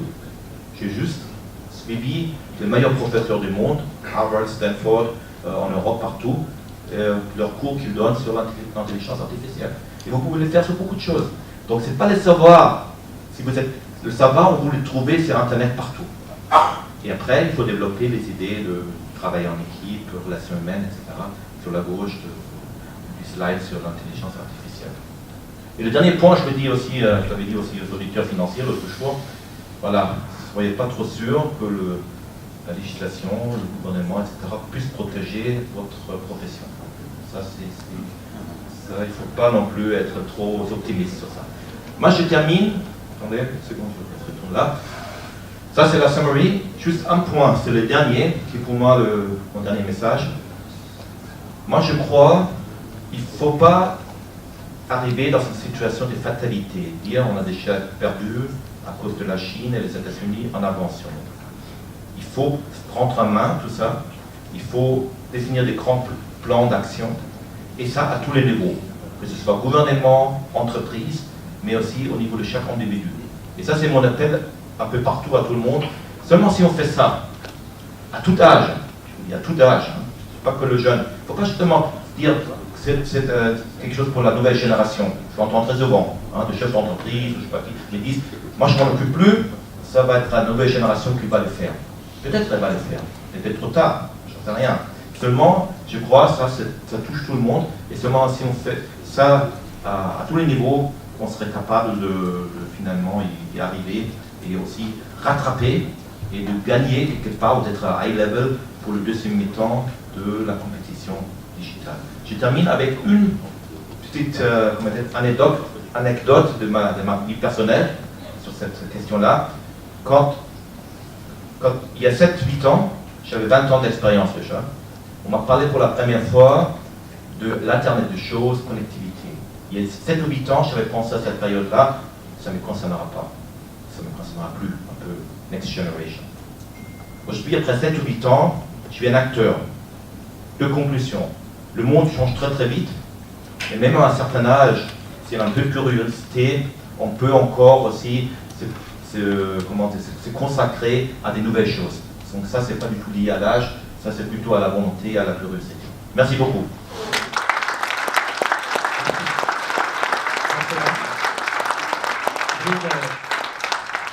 Une question, on avait eu des slides où on avait donc les secteurs où la machine serait supérieure à l'homme et l'homme serait encore supérieur à la machine. Pour tout ce qui est des professions d'avocat, on en est où et on va vers où selon vous? Est-ce que l'homme va rester, c'est ce que c'était le message d'ailleurs de Thierry il y a quelques instants, c'était l'homme dans ce secteur-là va rester encore et pour longtemps supérieur à la machine. Est-ce que c'est votre avis? Moi, ça dépend de quelle partie. Sur la partie qui est dans votre métier aussi, plus management des informations, des données, ça sera de plus en plus fait par la machine, je suis sûr. Parce qu'elle est plus rapide, plus analytique, et beaucoup plus sophistiquée, etc. Là où l'homme va intervenir, c'est à partir du moment où il faut quelque chose de créatif, quand il faut quelque chose d'innovatif, quand il faut qu'on appelle problem solving, c'est-à-dire la machine peut nous faire une chose très très très bien, mais elle ne peut jamais penser au-delà de cette chose. Là où on a besoin de l'homme, c'est une pensée large. Souvent le profil T, le T c'est large ici, c'est là où on a besoin de l'homme, personne, et tout ce qui est en profondeur, c'est plus la machine. Et dans tout ce qui est relation humaine directe avec vos clients, je pense toujours, quand je parle aux professions libérales, que si l'intelligence artificielle arrive, normalement, vous devriez, avec vos équipes, vous occuper encore plus de votre client personnellement que c'était le cas dans le passé. Et ce n'est pas uniquement vrai pour vous, c'est aussi pour d'autres professions. Et là où je vois, si vous développez plus le relationnel, plus la partie social competences, social intelligence, avec vos clients, avec vos équipes aussi. Parce que moi je suis sûr, dans le digital, une équipe de 3 personnes peut être plus performante qu'une équipe de 10 personnes. Et à propos de la relation client, je vous avais dans mon champ de mire, Michel, et je vous voyais un peu bondir en disant on a un peu abandonné la relation client. Et là j'ai vu vos yeux qui s'écarquillaient. Dans votre profession, mais dans d'autres, peut-être celle des avocats d'ailleurs aussi, on a peut-être abandonné un peu la relation client et de connaître son client. C'est votre avis, prenez le micro. Oui, en effet, ça fera partie du propos tout à l'heure. Je reviendrai sur quelques éléments parce que je pense que la pédagogie, c'est l'art de la répétition et ce qui a été dit va être dit parce que comme ça, j'espère que vous repartirez ce soir en l'ayant bien conscientisé parce que ça me semble essentiel, ce qui a été dit juste avant par les intervenants, mais surtout par Marcus Schmitt, vraiment, sur sa démonstration qui est brillante. Effectivement, mais je pense qu'il ne faut pas taper, ça sera assez simpliste pour moi de taper sur le monde des avocats, qui est un monde par ailleurs que je connais bien, même si je connais bien aussi le réseau Jessica pour travailler notamment avec le président et notre comité directeur sur tout un tas de sujets, notamment la formation des nouveaux entrants. Mais je pense qu'il y a un vrai sujet dans votre relation à votre client aujourd'hui. Il est clair que vous êtes assez éloigné du client, que vous êtes plutôt dans de l'appel entrant et rarement dans la visite de courtoisie, de venir boire un café, d'auditer, de questionner le chef d'entreprise. Je dis toujours, quand un chef d'entreprise ne fait pas, c'est pas qu'il ne veut pas, il y en a des imbéciles, mais c'est quand même pas la majorité, c'est qu'il ne sait pas ou qu'il ne voit pas. Alors vous, qui avez cette intelligence, qui avez cette compétence, qui avez ce savoir-faire dans tout ce qui touche au juridique, au social et au développement des entreprises, vous devriez être un acteur fort, phare, à côté du dirigeant, ce qui, à mon goût aujourd'hui, est encore très loin d'être le cas, et j'en suis le premier, désolé et navré. Et qu'est-ce qui explique ça? C'est quoi? C'est parce que, entre guillemets, il y a eu des situations de rente, et on a vécu sur des situations de rente, donc on ne s'est pas mis en cause, on n'est pas allé chercher le client et la connaissance de client, c'est quoi qui... Cet appel que vous faites à cette salle, qu'est-ce que vous leur dites plus précisément sur le fond? On est tous débordés dans nos entreprises, donc effectivement, malheureusement, Le monde dans lequel vous travaillez est un monde quand même relativement complexe. Hein. Vous ne savez pas quand vous allez plaider, à quelle heure vous allez passer, combien de temps ça va prendre. Donc comment organiser un emploi du temps dans ces conditions-là? C'est un métier qui est quand même relativement complexe et qui demande tout un tas de créativité. Cependant, je veux dire, à l'instar de ce qui est dit, vous n'aurez pas le choix. Hein, c'est-à-dire Kodak qui avait, elle, de son côté, tous les brevets. Hein, tous les brevets pour le numérique n'y croyaient pas, n'y est pas passé, ils sont juste morts. Les taxis parisiens qui se sont dit, à l'instar de ce que vous a dit Thierry tout à l'heure, l'intelligence artificielle, ne vous inquiétez pas, elle n'impactera pas notre métier. Je le crois aussi, au regard de ce qu'a dit Marcus, c'est pas l'intelligence artificielle, vous l'avez compris, c'est un outil. Et un outil, c'est comme un marteau. On peut le prendre pour planter un clou ou tuer quelqu'un. Donc c'est la façon dont on l'utilise qui doit être intelligent. Ça, les taxis, suite à ça, ils ont évolué et le système Uber commence à être remis en cause. Donc ça veut dire que la modernité n'a pas que des bonnes choses, ou bien elle les diffuse et chacun se recadre dans cette évolution. C'est ça, c'est-à-dire, hein, c'est ce que disait Darwin, ce ne sont pas les plus forts ou les plus intelligents qui survivent, ceux qui s'adaptent. En l'occurrence, quand vous avez des nouveaux orchestrateurs, et là aussi vous avez un point de vigilance dans vos métiers, vous devriez aujourd'hui tous ensemble dans un réseau comme celui qui est Jessica dessiner le portrait de robot de celui qui va vous tuer demain. Et celui qui va vous tuer demain, ça sera un nouvel orchestrateur qui va arriver avec un nouveau modèle économique, comme ça a été le cas pour Kodak, comme ça a été le cas pour les taxis, comme ça a été le cas pour les hôtels. Accord Wilton avec l'arrivée d'Airbnb, comme c'est le cas pour les loueurs de voitures avec l'arrivée de Blablacar, qui est une vraie réussite française, puisque c'est un des grands acteurs français. C'est une de nos rares licornes. Exactement, c'est une rare licorne française et on en est très fiers. Donc à un moment donné, ce qu'il faut regarder, c'est pas que votre métier va évoluer, c'est que votre métier va se transformer et qu'il y a des nouveaux acteurs qui vont arriver peut-être avec notamment l'intelligence artificielle, avec une nouvelle façon de voir le client, de l'accompagner et de le guider. Et alors là, il vous restera, à l'instar de ce qu'ont fait les taxis, soit à courir après celui qui est arrivé en offrant, et ça a été dit et je le redis, en ayant une meilleure connaissance du client, en sachant mieux l'accompagner, ce que fait Blablacar ou ce que fait Airbnb, c'est génial. Airbnb ne propose pas uniquement un logement, un emplacement à son client. Sachant ce qu'il consomme, ce qu'il aime, dans l'art, dans la culture, dans l'histoire, il va lui proposer quelque chose, ou à côté, il va pouvoir lui dire, vous aimez l'Indien, il y a 3 restaurants à côté. Vous aimez les musées, il y en a 2 à proximité. Est-ce qu'aujourd'hui, un hôtel comme le Hilton, on est ici au Hilton, ou les hôtels Accor, aujourd'hui, sont en capacité de s'adapter à ça. Ils devront. Ils seraient un monde déjà, ils seraient un monde beaucoup, il y a beaucoup d'accords hôtels, il y a le groupe qui intègre de nouvelles chaînes d'hôtels, qui révolutionnent l'expérience client comme on dit, donc ils sont en train aussi. Voilà, donc ils sont obligés de courir après. Et le message que donnait Marcus Witt, c'est qu'à un moment donné, on peut réfléchir en amont pour justement être l'orchestrateur de demain et pas devoir courir après celui qui rentre et qui vient vous piquer de façon relativement large ou alors de façon très petite un certain nombre de vos métiers. Pour ceux qui étaient ce matin là dans la salle sur les conditions de travail avec Facebook, Instagram, Twitter et LinkedIn. À un moment donné, à plusieurs moments, il y a certains d'entre vous qui ont levé le doigt et dit mais la gestion des réseaux sociaux, c'est pas mon métier. Il y a aussi quelque chose de fondamental, et on en parle souvent avec Christophe Donnet, votre président, parce qu'on a eu l'occasion tous les deux de passer dans un mouvement qui s'appelle le CJD, le Centre des jeunes dirigeants d'entreprise, et à ce titre-là, on y a appris notre métier de dirigeant entrepreneur. Et là aussi, c'est une question que vous devez vous poser. Vous, ok, vous avez cette casquette d'avocat, ok, vous avez dans votre formation, dans vos compétences ou dans les formations que vous faites, une certaine expertise, une certaine compétence dans votre domaine. Il n'empêche pas moins qu'à partir du moment où vous avez dans votre cabinet des collaborateurs, au regard de ce qu'a dit Marcus, et je réappuie sur ce qu'il a dit, nous ne pourrons plus demain diriger nos entreprises avec des organigrammes pyramidaux, et encore pire, en fonctionnement en silo. Ceux qui ne vont pas vers l'intelligence collective et le travail en réseau, tant en interne qu'en interne, sont des organisations qui vont petit à petit mourir. Et ce sera, comment dire, indolent. On ne va pas le sentir. Hein. C'est un petit peu moins chaque année pour arriver finalement à une mort douce et lente, ce qui est assez quand même dommageable à l'activité qui est la vôtre. Et chez Janus, on n'a jamais fonctionné en silo ni en pyramide. Oh, bien sûr que si. Hein.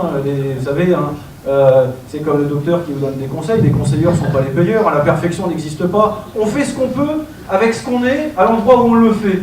À un moment donné, l'idée, c'est quand même d'avoir la conscience de ce qui va nous arriver et d'essayer de se mettre en état de passer au mieux le sujet, la courbe ou l'obstacle, mais rien n'est facile. Est-ce que vous faites, on va le découvrir, je pense qu'il y a un film qui doit être prêt pour bien rappeler ce que sont les métiers de Janus. C'est le thème de ce film, votre impact sociétal et notamment environnemental. On va voir, est-ce qu'on peut projeter le film Janus, s'il vous plaît. Janus. Alors Michel, moi quand je fais des émissions de télé, quand je fais des tables rondes, je demande souvent des images. Et c'est vrai qu'on voit souvent des images avec des chaînes de fabrication, des produits ou des services selon, et c'est très bien, on va le voir avec Rodi dans quelques instants. Vous m'avez envoyé un film avec l'impact sociétal et environnemental, mais pas que, de votre activité. C'est ça, les nouveaux, non pas managers pour reprendre le mot de Marcus, mais les nouveaux leaders, ça parle avant tout, pas que de son business, mais aussi de l'impact de son business.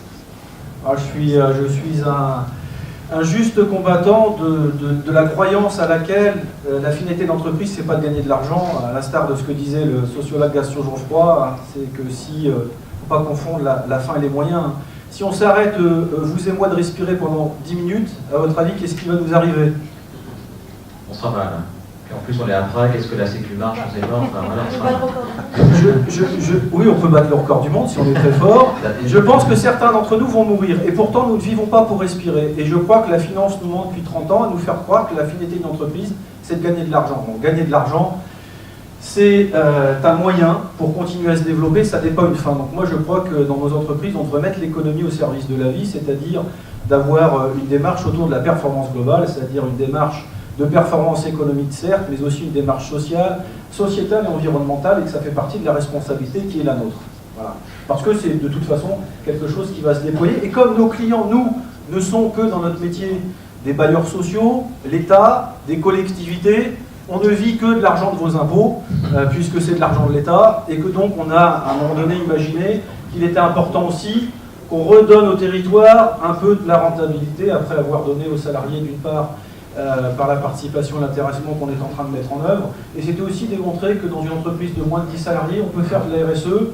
Ça nous a coûté 2 500 € de mettre en place cet outil-là. Donc c'est quelque chose qui est adaptable, hein, parce que malheureusement en France, à chaque fois que le gouvernement fait une loi, il vous explique que, et notamment je parlerai de la loi Grenelle 2 ou de l'article 255 de la loi Grenelle 2, si vous êtes une entreprise de moins de 250 salariés, vous n'avez aucune obligation de traiter chez vous des critères RSE. Ça voudrait dire que la petite entreprise, elle est forcée nulle, elle ne comprend rien, elle n'a pas de moyens, et je trouve que c'est vraiment détestable de voir les entrepreneurs uniquement sous l'angle de leur chiffre d'affaires ou du nombre de salariés. Ça n'a absolument rien à voir, et ça a été dit par Marcus, je pense qu'avec 8 salariés comme chez nous, on peut faire des choses absolument extraordinaires et en être extrêmement fiers.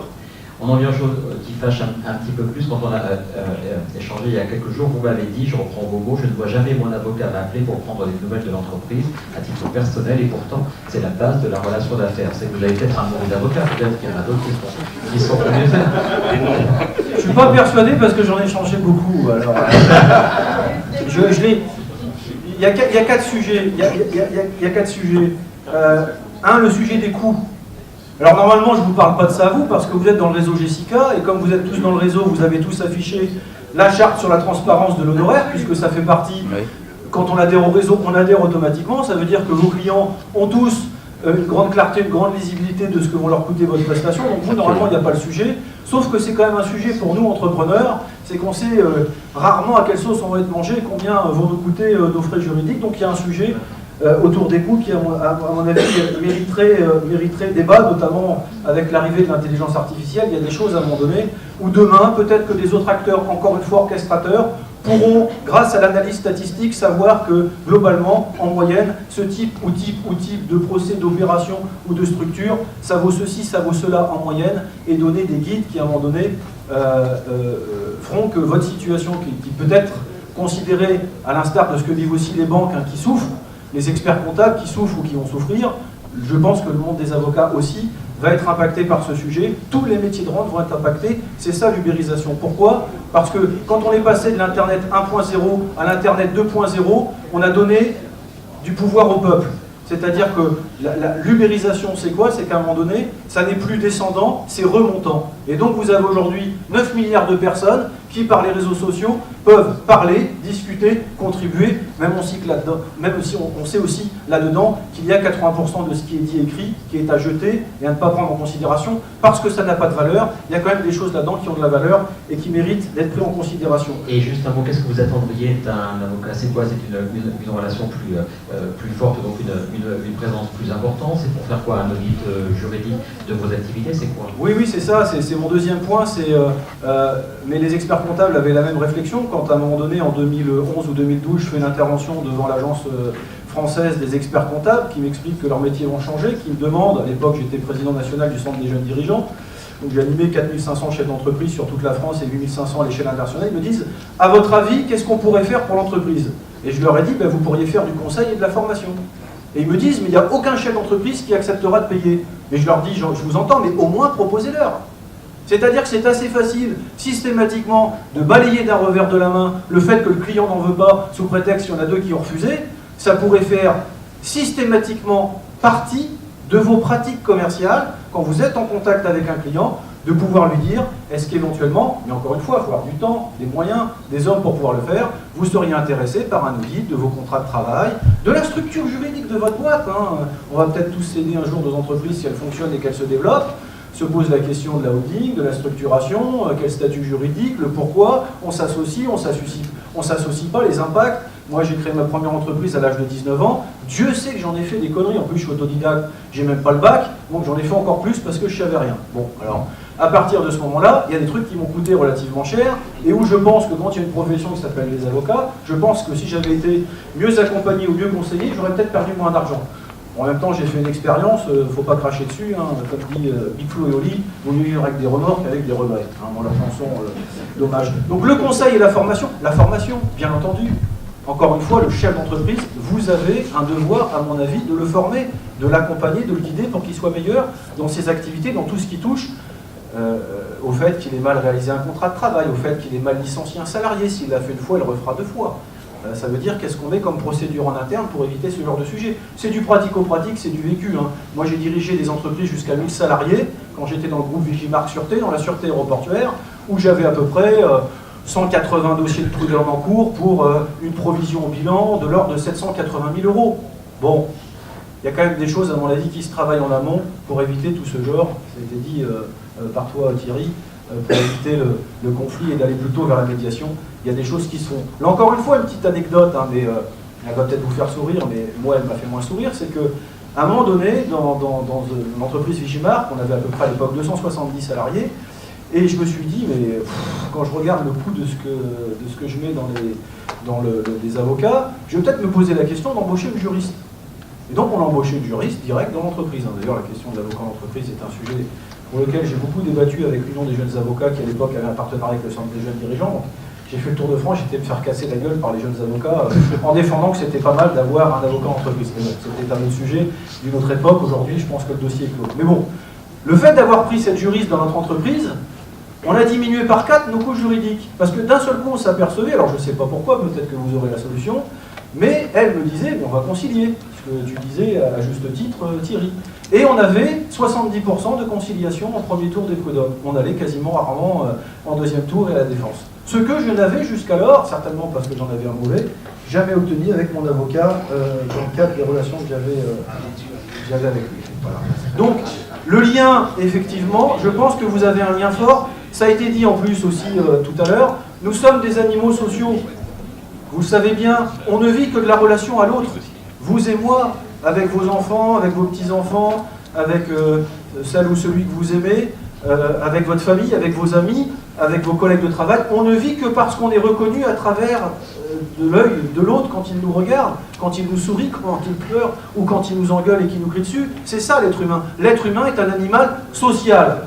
Donc si vous conscientisez que votre client est aussi un animal social, vous devez avoir avec lui d'autres relations qu'uniquement une relation qui concerne un dossier de travail, et vous devez créer du lien social avec lui. Je pense que ça vous permettra de développer beaucoup plus de business. Mais pour avoir, Michel, d'autres relations, il faut peut-être aussi avoir une casquette d'entrepreneur que les avocats. Donc peut-être pas tous, ils sont peut-être en train de l'acquérir. Cette relation client, elle s'acquiert parce qu'on a les réflexes de l'entrepreneur d'aller chercher son client. Est-ce que vous diriez à la salle qui est là, devenez encore plus que des avocats, donc des spécialistes de droit et de vos spécialités, devenez des entrepreneurs aussi? Alors, je veux dire, c'est pas une préconisation que je dois faire, c'est une nécessité absolue. Parce que dans ce qu'a dit Marc Schmitt dans ses propos qu'il a tenus sur les transformations que vous allez vivre dans vos entreprises, et je l'ai dit déjà tout à l'heure, dès que vous avez un ou deux collaborateurs et que vous avez des fournisseurs, vous êtes un dirigeant entrepreneur et que c'est un métier qui ne s'apprend nulle part. Et pourtant, c'est le métier d'entre les métiers. Et vous devez sortir de votre casquette d'avocat quand vous allez devoir faire une réunion avec vos collaborateurs et avoir la casquette de celui qui dirige et qui entreprend dans son entreprise pour la développer, l'organiser, la structurer sur tous les plans, hein, juridiques, sociaux, commerciaux, marketing, tout ça c'est des sujets que vous devez traiter comme tous les entrepreneurs qui dirigent des entreprises et pour lesquels malheureusement vous avez la nécessité d'y aller. Et là le réseau Jessica, hein, dans le discours je crois qu'avait fait votre président, il avait bien aussi mis quelques lignes sur le fait que les avocats que vous êtes devaient aussi réfléchir à ce métier de dirigeant entrepreneur parce que ça vous ferait largement grandir. Ça c'est sûr, c'est une nécessité. Et puis dernier point, sauf à ce qu'après il y ait une question complémentaire qu'on pourrait échanger. Le dernier point, c'est le réseau. Vous avez cette grande chance d'être dans un réseau. Ce réseau Jessica. Vivez-le et faites-le vivre. Mettez-le en mouvement. Ce qui est en train d'être fait sur le site internet, quand on parlait tout à l'heure de Big Data, pour qu'à un moment donné, votre réseau puisse collecter la data de toutes vos compétences pour vous apporter du business.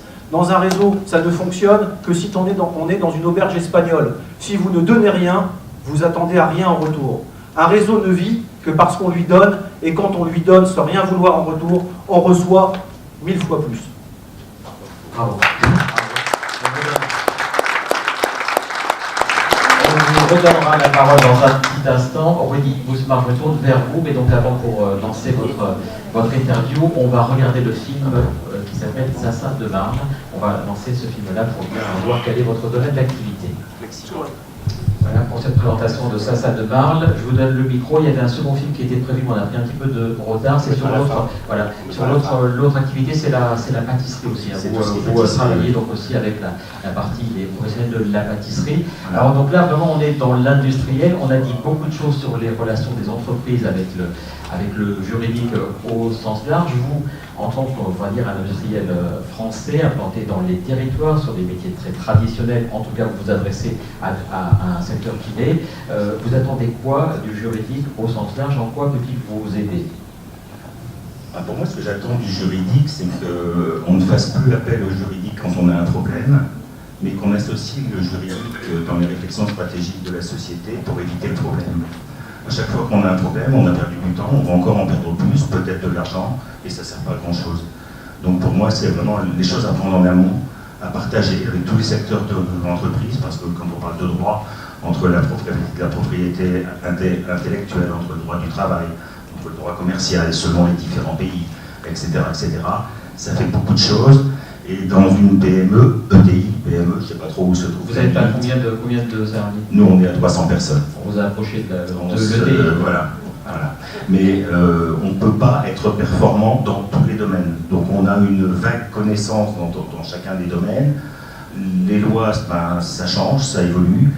Avoir à ses côtés quelqu'un avec qui on peut partager et qui nous alertera en disant attention, là, il y a peut-être quelque chose à faire, etc. Je pense que c'est une des principales attentes. Est-ce que dans votre groupe, il y a un service juridique en interne qui peut vous aider, vous conseiller, ou est-ce que vous ne faites appel qu'à des conseils extérieurs? On ne fait appel qu'à des conseils extérieurs, on n'a aucun conseil interne. Parce que le conseil interne, il va se verrouiller, se scléroser. Dans une petite entreprise, ce sera une personne qui ne pourra donc pas être bonne sur tous les domaines, donc on fait appel à des experts pour partager nos projets, nos problèmes, parfois quand même.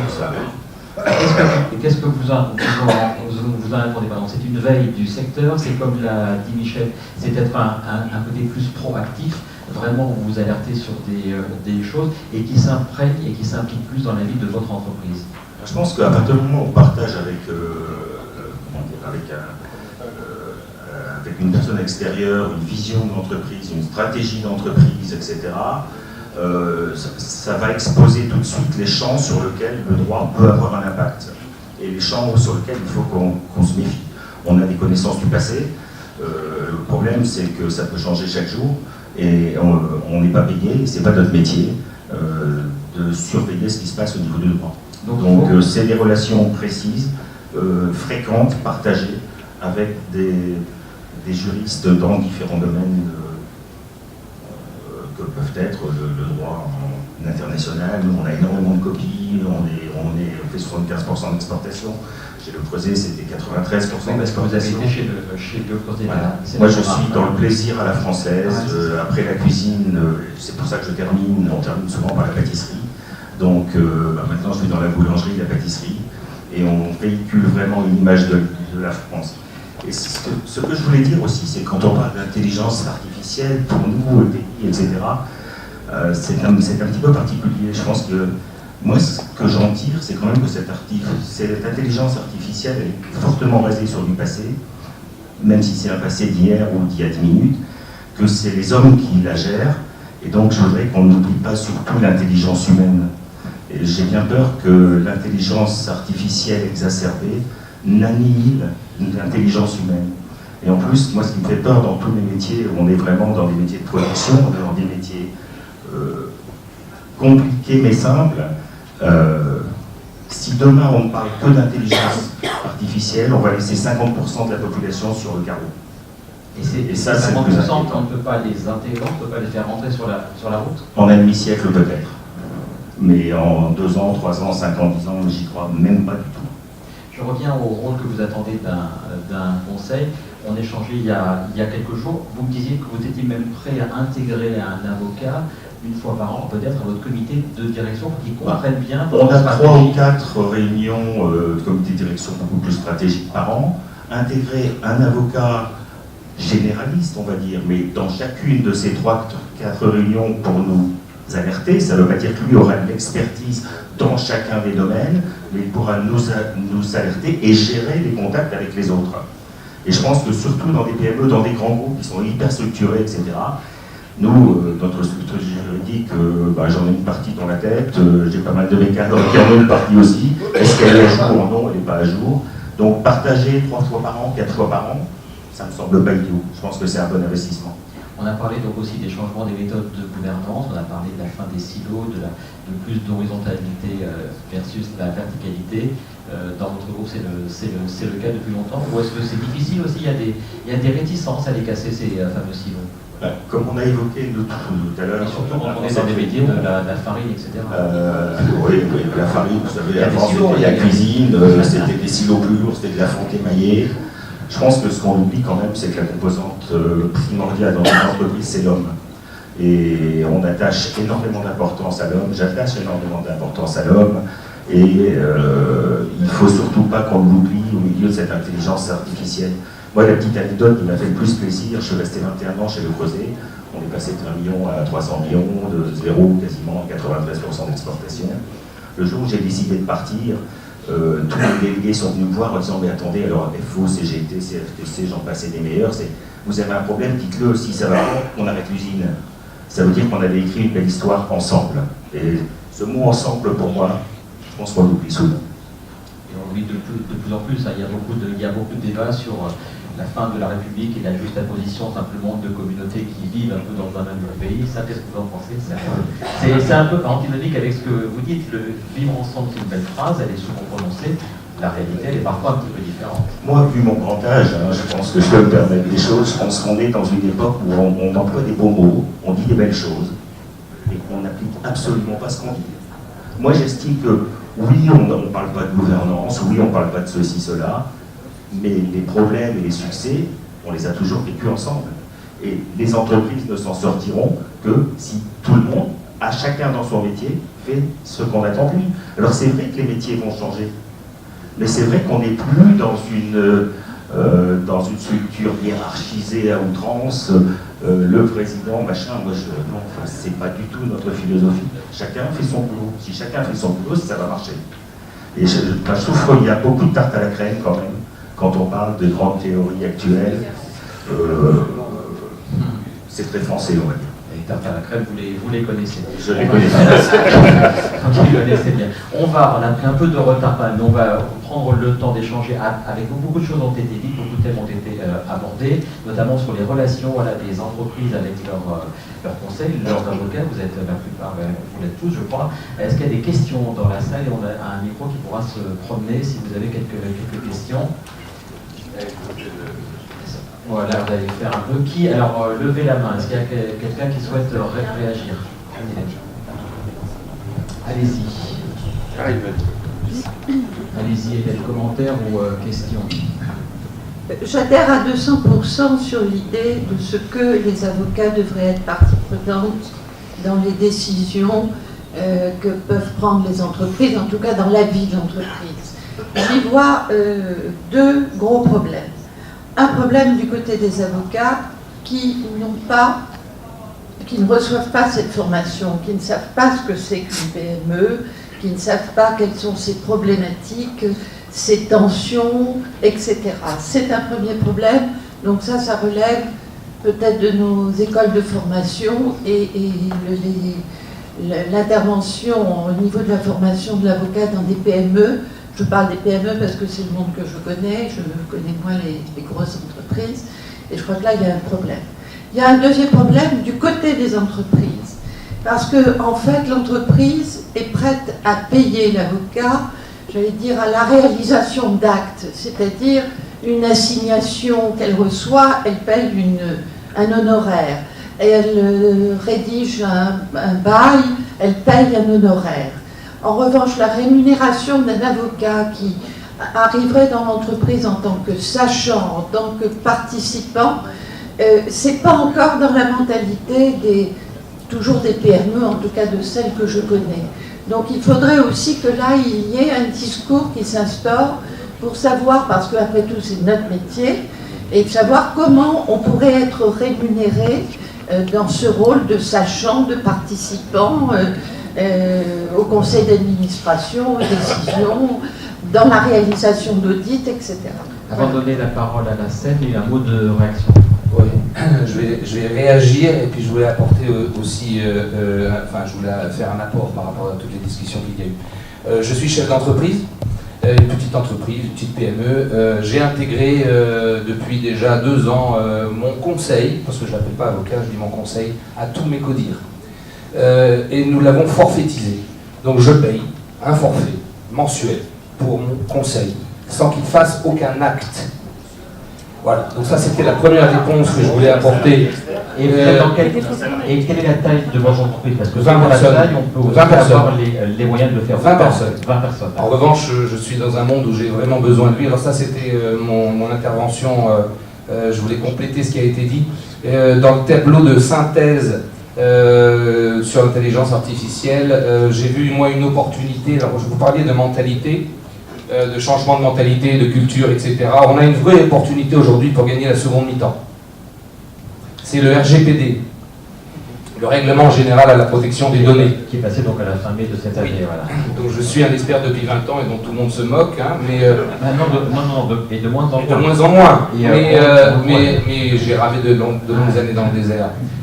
Donc là, on a une vraie occasion de gagner la seconde mi-temps, si on ne le voit pas comme une contrainte, mais comme une opportunité. Alors, je voudrais qu'on redonne la parole à Michel Meunier qui est en train de noter plein de choses. Michel, vous allez prendre un micro. Sur le côté des formations, je rebondis sur le commentaire qui a été fait. Vous êtes en charge des formations internes. Est-ce que ça fait partie... Est-ce que le réseau peut aussi amener ces formations-là qui peuvent aider à évoluer et à faire évoluer le métier d'avocat? Et en plus, c'est des thématiques, je crois, vous en tant qu'ex-dirigeant du CJD, qui sont très importantes au côté formation de l'entrepreneur. Alors oui, il y a la formation personnelle, c'est-à-dire déjà connais-toi toi-même, donc il faut déjà se former soi-même pour apprendre à grandir, mais ça Marcus Schmitt l'a aussi dit, ça sera de plus en plus prégnant, mais déjà vous le faites parce que de toute façon le droit bouge tellement que si vous n'allez pas vous former, vous êtes très vite has-been. De toute façon vous n'avez pas le choix, mais ça reste qu'une formation sur votre métier, votre cœur de métier. Je pense qu'il faut faire une formation beaucoup plus large pour que vous soyez en capacité de proposer des prestations de conseil et de formation. Alors après, vous allez dire, c'est un autre métier, je l'entends, mais vous allez me faire la réponse que me faisaient il y a 7-8 ans les experts comptables qui m'expliquaient qu'on ne peut pas faire une offre dans nos offres de conseil, d'accompagnement et de formation. Qu'est-ce qui vous l'interdit? Rien. Vous n'en avez pas l'envie ou la volonté, dans ces cas-là, dites-le. Mais si demain vous perdez vos clients, il ne faudra pas venir vous plaindre, vous aurez été prévenu. Rien ne vous empêche aujourd'hui de proposer à vos clients de faire du conseil, de faire un audit, de faire de la formation. Alors bien sûr, si vous faites de la formation, il faut être organisme de formation, il faut être inscrit au Datadoc, mais ça c'est quelque chose que le réseau pourrait faire, bien sûr, sans aucune difficulté, pour l'ensemble de ses adhérents.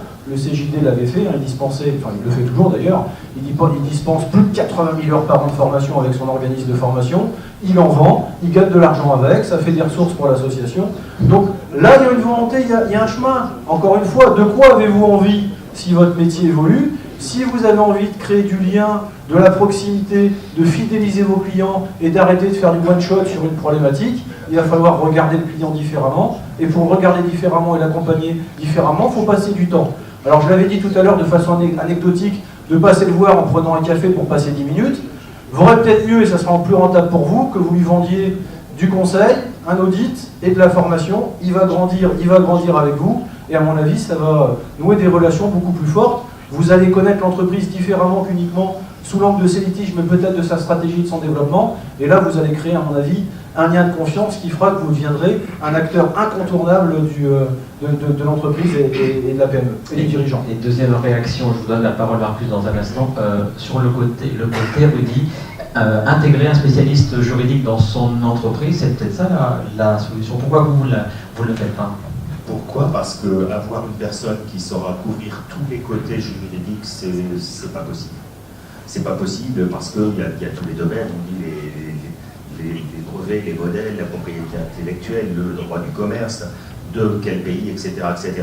Mais moi, je reviens sur ce que vous disiez. Je pense que, comme vous disiez, on n'est pas formé à ce genre de choses. Et je le conçois bien. Mais moi, j'ai envie de vous dire, venez passer une journée chez nous. On ne vous demandera pas de nous payer de la formation. On va vous expliquer l'entreprise. Et après, peut-être qu'on peut travailler sur un système de contrat, comme vous disiez, etc. Mais c'est vrai. Et la problématique, elle est là. Comme vous ne connaissez pas l'entreprise, le service que vous rendez, il ne pourra jamais être optimal. Pour que le service soit optimal, il faut comprendre l'entreprise. Et surtout comprendre le non-dit dans une entreprise. Il y a plein de choses où on est persuadé que tout le monde le sait. C'est pas réel. Donc moi, oui, ceux qui sont dans nos régions, moi, j'ai pas de problème à les recevoir. Christophe oui, juste une petite réaction. Il ne faut pas avoir peur. Il ne faut pas nous croire qu'on n'est pas capable. Quand on va dans une entreprise, moi ça m'est arrivé dans certaines entreprises, parfois le besoin, on va voir le chef d'entreprise on va discuter, puis ça va être simplement de lui dire, tiens, regarde un peu mes contrats d'assurance, qu'est-ce que tu en penses? Est-ce qu'il y a quelqu'un dans cette salle qui n'est pas capable de lire un contrat d'assurance? On est tous capables de le faire. On est tous capables de décrypter, en tant qu'avocat généraliste, les besoins.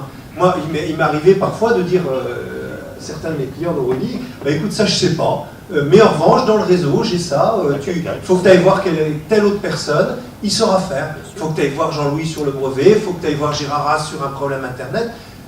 Nous sommes tous, avocats Jessica, où que nous soyons, des vendeurs potentiels. Nous sommes tous capables d'identifier dans l'entreprise des besoins et d'alimenter les copains du réseau. Et puis les copains du réseau sont tous capables aussi après de vous renvoyer parce que vous aurez co-travaillé sur un dossier, un honoraire. C'est tout à fait normal, c'est professionnaliser notre réseau et c'est nous mettre au service de nos clients. Les outils vont être là, faisons-le, c'est tout. N'ayez pas peur, hein, c'est le côté un petit peu Jean-Paul II de Christophe. J'aime bien Jean-Paul II. Un petit mot, Marcus. Un mot, et je vous donne la parole dans un petit instant, un mot de réaction là sur ces pour les deux choses, j'aimerais bien intervenir sur la partie participation à un sorte de comité stratégique, etc. Parce que moi-même, je suis membre d'un comité stratégique d'une ETI française, et aussi en Allemagne, ça s'appelle Beirat, hein, c'est un peu la même chose, où pas officiellement on est obligé d'avoir un conseil d'administration, c'est plutôt au-delà. Et moi, je trouve que c'est une très bonne chose, surtout dans un monde qui change très vite, d'avoir quelque chose de fresh eye. Seulement, il faut que ça soit un fresh eye. Alors, ça marche seulement si un bon, j'appelle ça fit, entre le chef d'entreprise et la personne qui vient dans le comité stratégique. C'est ça le plus important. Parce que ce qui est vrai pour le juriste, j'avais la même discussion il y a 3 semaines avec les auditeurs financiers. Ils sont aussi dit, ils aimeraient bien être dans le comité stratégique. Après, vous parlez à la banque, elle veut aussi être au comité stratégique. C'est pour ça qu'il faut faire attention. Oui, mais les banquiers veulent être. C'est pour ça, ma conclusion, c'est plutôt, et c'est ça, je suis tout à fait d'accord avec vous, il faut quelqu'un qui ait un esprit très large. Sinon, vous n'avez aucune chance. Ce n'est pas un fresh eye de prendre quelqu'un qui est un expert de quelque chose de très particulier, il va vous aider, et ça c'est le contrat classique. Si vous voulez quelqu'un qui vous aide au niveau de votre stratégie, il faut qu'il soit quelqu'un qui ait une pensée très large et qui puisse vous aider, qui puisse vous challenger sur les futurs défis. Et détecter un besoin. Voilà, c'est exactement. Qu'on n'aura pas détecté nous-mêmes. On n'aura pas détecté soi-même. Juste une réponse pour la protection des données à cette initiative. Moi, je trouve que c'était très important d'avoir cette nouvelle réglementation sur la protection des données. Surtout protection des données consommateurs. Parce que c'est ce qui s'est passé, personne s'en foutait finalement. À qui appartiennent les données. Et c'est donner plutôt ça aux consommateurs, c'est très très bien. Malheureusement, et ça c'est le sentiment dans beaucoup de PME et ETI, quelque chose qui était premièrement contre Google, Facebook, maintenant se tourne contre les PME ETI. Et pourquoi? Juste pour dire ça, parce que je me suis renseigné sur ça, beaucoup discuté, parce que la loi comme telle était élaborée il y a 10 ans déjà. Et dans le monde digital, les choses bougent tellement vite. Vous ne pouvez pas faire une loi 10 ans après. Et c'est ça où je demande aussi aux hommes politiques d'être beaucoup plus rapides. Les hommes politiques doivent comprendre le digital aussi et travailler avec les experts beaucoup plus rapidement que c'est le cas aujourd'hui. Un exemple, j'étais il y a 4 ans en Estonie. Je voulais voir comment marche le e-governance. C'est là où j'ai découvert aussi, par exemple, aussi blockchain, tout ce qu'ils avaient déjà fait. C'est génial ce qu'ils font. Il ne faut pas aller au Silicon Valley. Il faut juste voyager 2 heures en Europe du Nord et vous trouvez déjà le plus avancé sur le e-governance. Après, je parle aux hommes politiques, ils me disent oui, je fais ça, ce que je disais tout à l'heure. Je dis, est-ce que vous êtes déjà allé en Estonie? Ah non. Écoutez, prenez l'avion demain, vous verrez tout ce qu'il faut et revenez inspiré une semaine après et je suis sûr que vous allez changer votre comportement et votre fonctionnement de votre mairie, de votre député, de gouvernement local, etc. Une question, madame. Oui, c'est pas une question, c'est une remarque. En fait, je voulais quand même dire qu'à son rythme, mais quand même un peu plus vite qu'avant, le réseau Jessica évolue. Mais c'est vrai que tout va très vite et il est temps maintenant de passer l'accélération pour nous tous et vraiment d'aller beaucoup plus vite parce que tout va très vite et nous pas encore assez.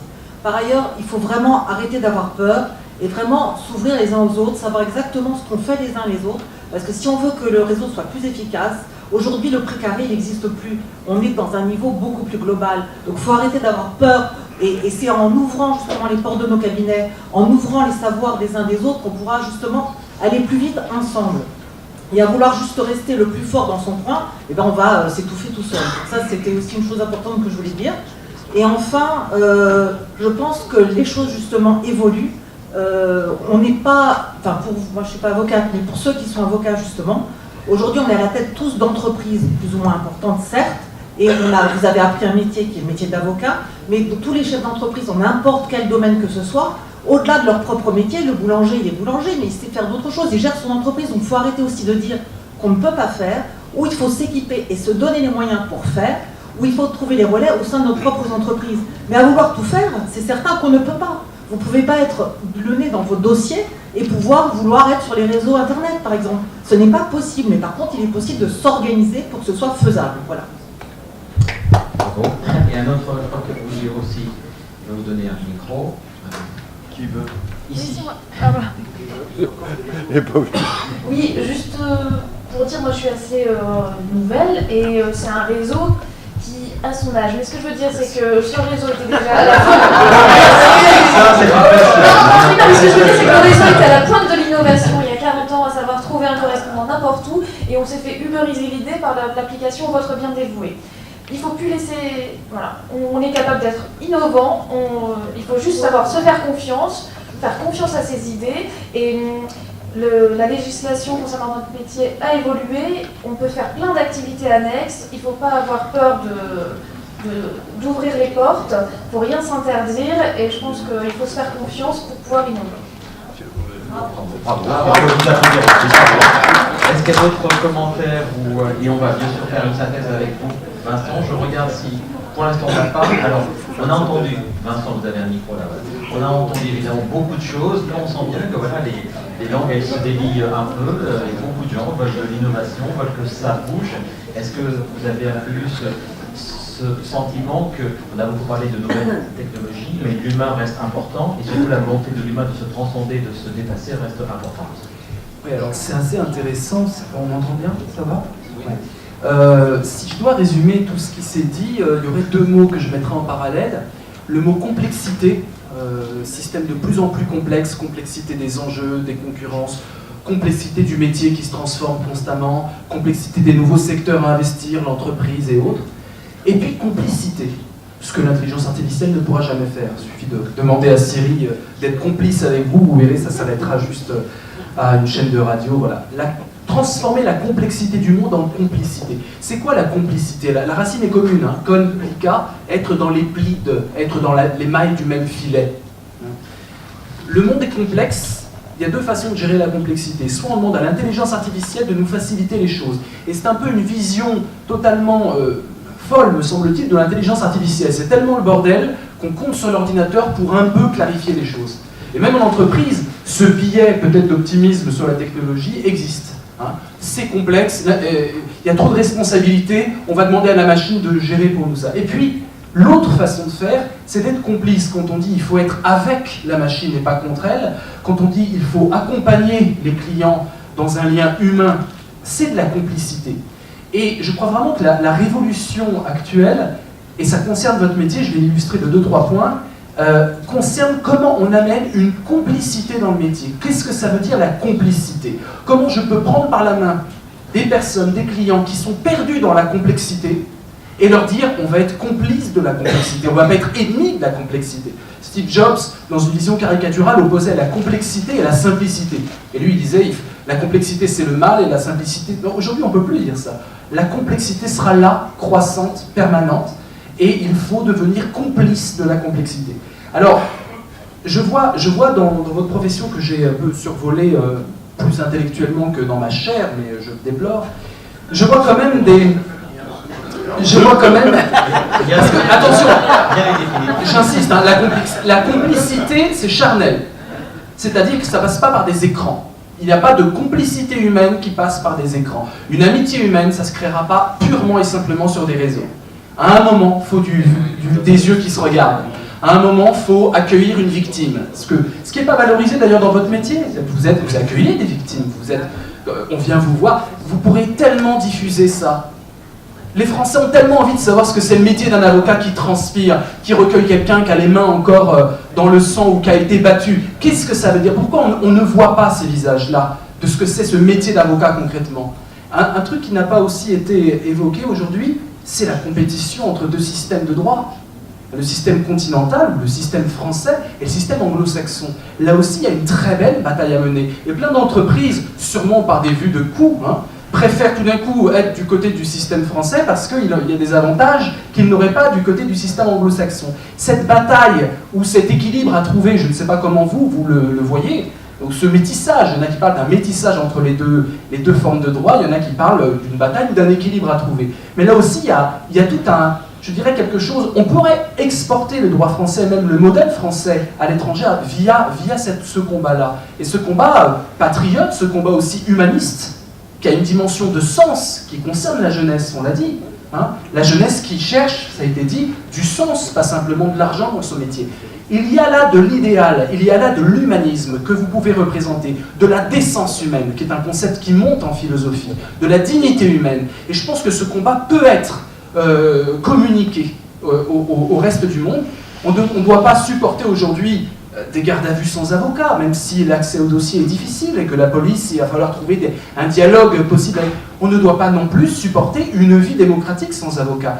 Vous pouvez être le ciment d'une démocratie qui a besoin de se recomposer à partir de la base et qu'on a ras-le-bol des élites, on l'a vu aux dernières élections, tout ce qui est parti, institution, est bien mis à mal. On a envie de retrouver de la verticalité parce que je pense qu'un peuple ne peut pas fonctionner sans une certaine verticalité, mais pas descendante, remontante. Ça aussi, on l'a dit plusieurs fois. Ça veut dire quoi, une verticalité qui remonte? Ça veut dire autoriser les expérimentations sociales, mais avec des avocats. Autoriser de l'éducation différente, alternative, mais peut-être avec des avocats pour aider les enseignants. Autoriser des systèmes autres que la logique carcérale, avec des prisons qui débordent, qui sont saturées. Comment on accompagne ceux qui sortent de prison? Les avocats auraient aussi leur place à jouer dans l'accompagnement et le suivi après. Il y a plein de domaines qui s'ouvrent. Je vous raconterai juste une anecdote qui illustre un peu le côté formel de l'intelligence artificielle et le côté humain, qui a été très très bien, à mon avis, mis en exergue par Thierry, qui parlait d'interprétation, qui parlait de jurisprudence, qui parlait d'art. Finalement, le métier d'avocat, c'est aussi de l'art. Et c'est là où l'intelligence artificielle ne pourra pas aller. Alors, il y a peut-être de l'art de conduire des chauffeurs, de conduire des voitures, bon, l'art. Mais il y a de l'art dans votre métier parce qu'il y a de l'humain, parce qu'il y a du flou. Et c'est dans ce flou interstitiel, ce côté vaporeux des lois, ce côté, ça tout se plaide, ce 60% qui peut être 40%, que vous pouvez avoir une immense plus-value par rapport au système rigide de l'intelligence artificielle. Brancusi, le grand sculpteur français, en 1927-28, a intenté un procès aux États-Unis. Parce que la douane aux États-Unis avait jugé ces magnifiques sculptures en bronze comme étant du bronze pur et bête. Et le bronze était fortement taxé à la douane, alors que les œuvres d'art n'étaient pas taxées à l'import. Et il a fait un procès très intéressant, où on avait d'un côté le système purement formel du droit, le système formalisé, et de l'autre côté, une définition à donner de ce que c'est l'art. Et il a gagné ce procès. Il a montré que ce n'était pas du bronze, c'était des œuvres d'art. Ce supplément d'âme, vous pouvez l'incarner dans les générations à venir. Vous pouvez l'incarner d'ores et maintenant, d'ores et déjà. Aujourd'hui, nous avons des citoyens qui ont besoin de ce système, d'un supplément d'âme possible. Pas simplement d'être reconnus dans leurs droits ou de crier leur frustration avec des preuves tangibles, mais aussi de se dire « ça a du sens ». Et le système de justice est un système de sens. Aucune intelligence artificielle ne pourra le réduire. Ce qu'elle pourra faire, et ça je mets presque un warning là, c'est qu'elle pourra transformer des juristes d'entreprise en avocats. Mais il n'y aura peut-être pas ce duende, comme on dit en espagnol. Vous savez ce que c'est le duende? Le duende, c'est quand on juge le flamenco, quand on dit qu'un danseur a du duende, c'est qu'il sait très bien danser, mais il a le feu sacré. Il a ce supplément d'âme. Il a cet apport d'humanité qui nous éclabousse et qui fait qu'on est lié indépendamment des pures satisfactions économiques, on est lié à lui. Le duende, c'est le don, ce supplément d'âme. Vous pouvez l'incarner, ce que je dis n'est pas du tout vaporeux, c'est toute la génération qui arrive, qui a besoin et qui revendique ce supplément d'âme. C'est les problèmes sociétaux qui ont été mis en valeur, où on se dit où est le sens dans tout ça. Vous êtes au cœur du bordel ambiant, que ce soit le bordel des familles, que ce soit le bordel des individus qui se déchirent, des voisins qui se déchirent, que ce soit la guerre, que ce soit la justice internationale. Vous êtes au cœur du chaos ambiant du monde et vous pouvez restaurer le sens. Encore faut-il communiquer sur les réseaux sur cette restauration-là et vous fédérer ce que vous faites depuis 40 ans. Donc moi je vous encourage à vous réinventer, à être du côté Star Wars, la tête dans les étoiles, mais aussi dans la vérité. Ce beau mot très joli d'une romancière qui a hissé le roman noir au statut de genre majeur, qui est P.D. James, Phyllis Dorothée James, qui dit c'est à partir du moment où les gens commencent à dire la vérité qu'ils ont besoin d'avocats. Merci.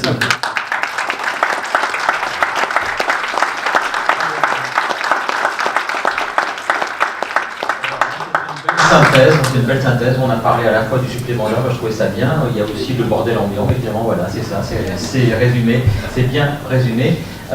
Oui, qu'est-ce que je vais te donner le micro, Christophe, pour un mot de synthèse et de conclusion, et on parlera de la suite du programme. Très simplement, je voulais remercier tous nos intervenants pour la qualité de leurs interventions. Je pense qu'on a ouvert des champs, il y avait des champs de l'impossible, et maintenant on a ouvert des champs merveilleux, on va pouvoir semer la petite graine Jessica. Je suis persuadé qu'elle va continuer à pousser. Si vous voulez poursuivre, parce que Vincent vous a donné l'impression qu'il était contre le digital, il a fait une super application, Philohack. Téléchargez-la, amusez-vous avec, c'est génial. C'est comment le digital peut vous permettre de faire aimer la philosophie. Et pour ceux qui ont des enfants, avec cette application, comment tu m'as dit, 18 sur 20 en bac, c'est ça? Au moins 15. Au moins 15. On l'a testé l'année dernière, on a eu 16 de moyenne sur 250 retours. Mais c'est de l'arnaque, c'est comment arnaquer le correcteur du bac, hein, c'est pas de la philo. C'est pas ça la philo. Et puis si vous voulez aller encore plus loin, l'ambition ou les poupées de soi, ça vous permettra de découvrir encore un peu plus notre grand témoin du jour. Je pense que tu vas le trouver. Voilà, parce qu'avec un seul bras, c'est pas facile. Voilà, je suis désolé.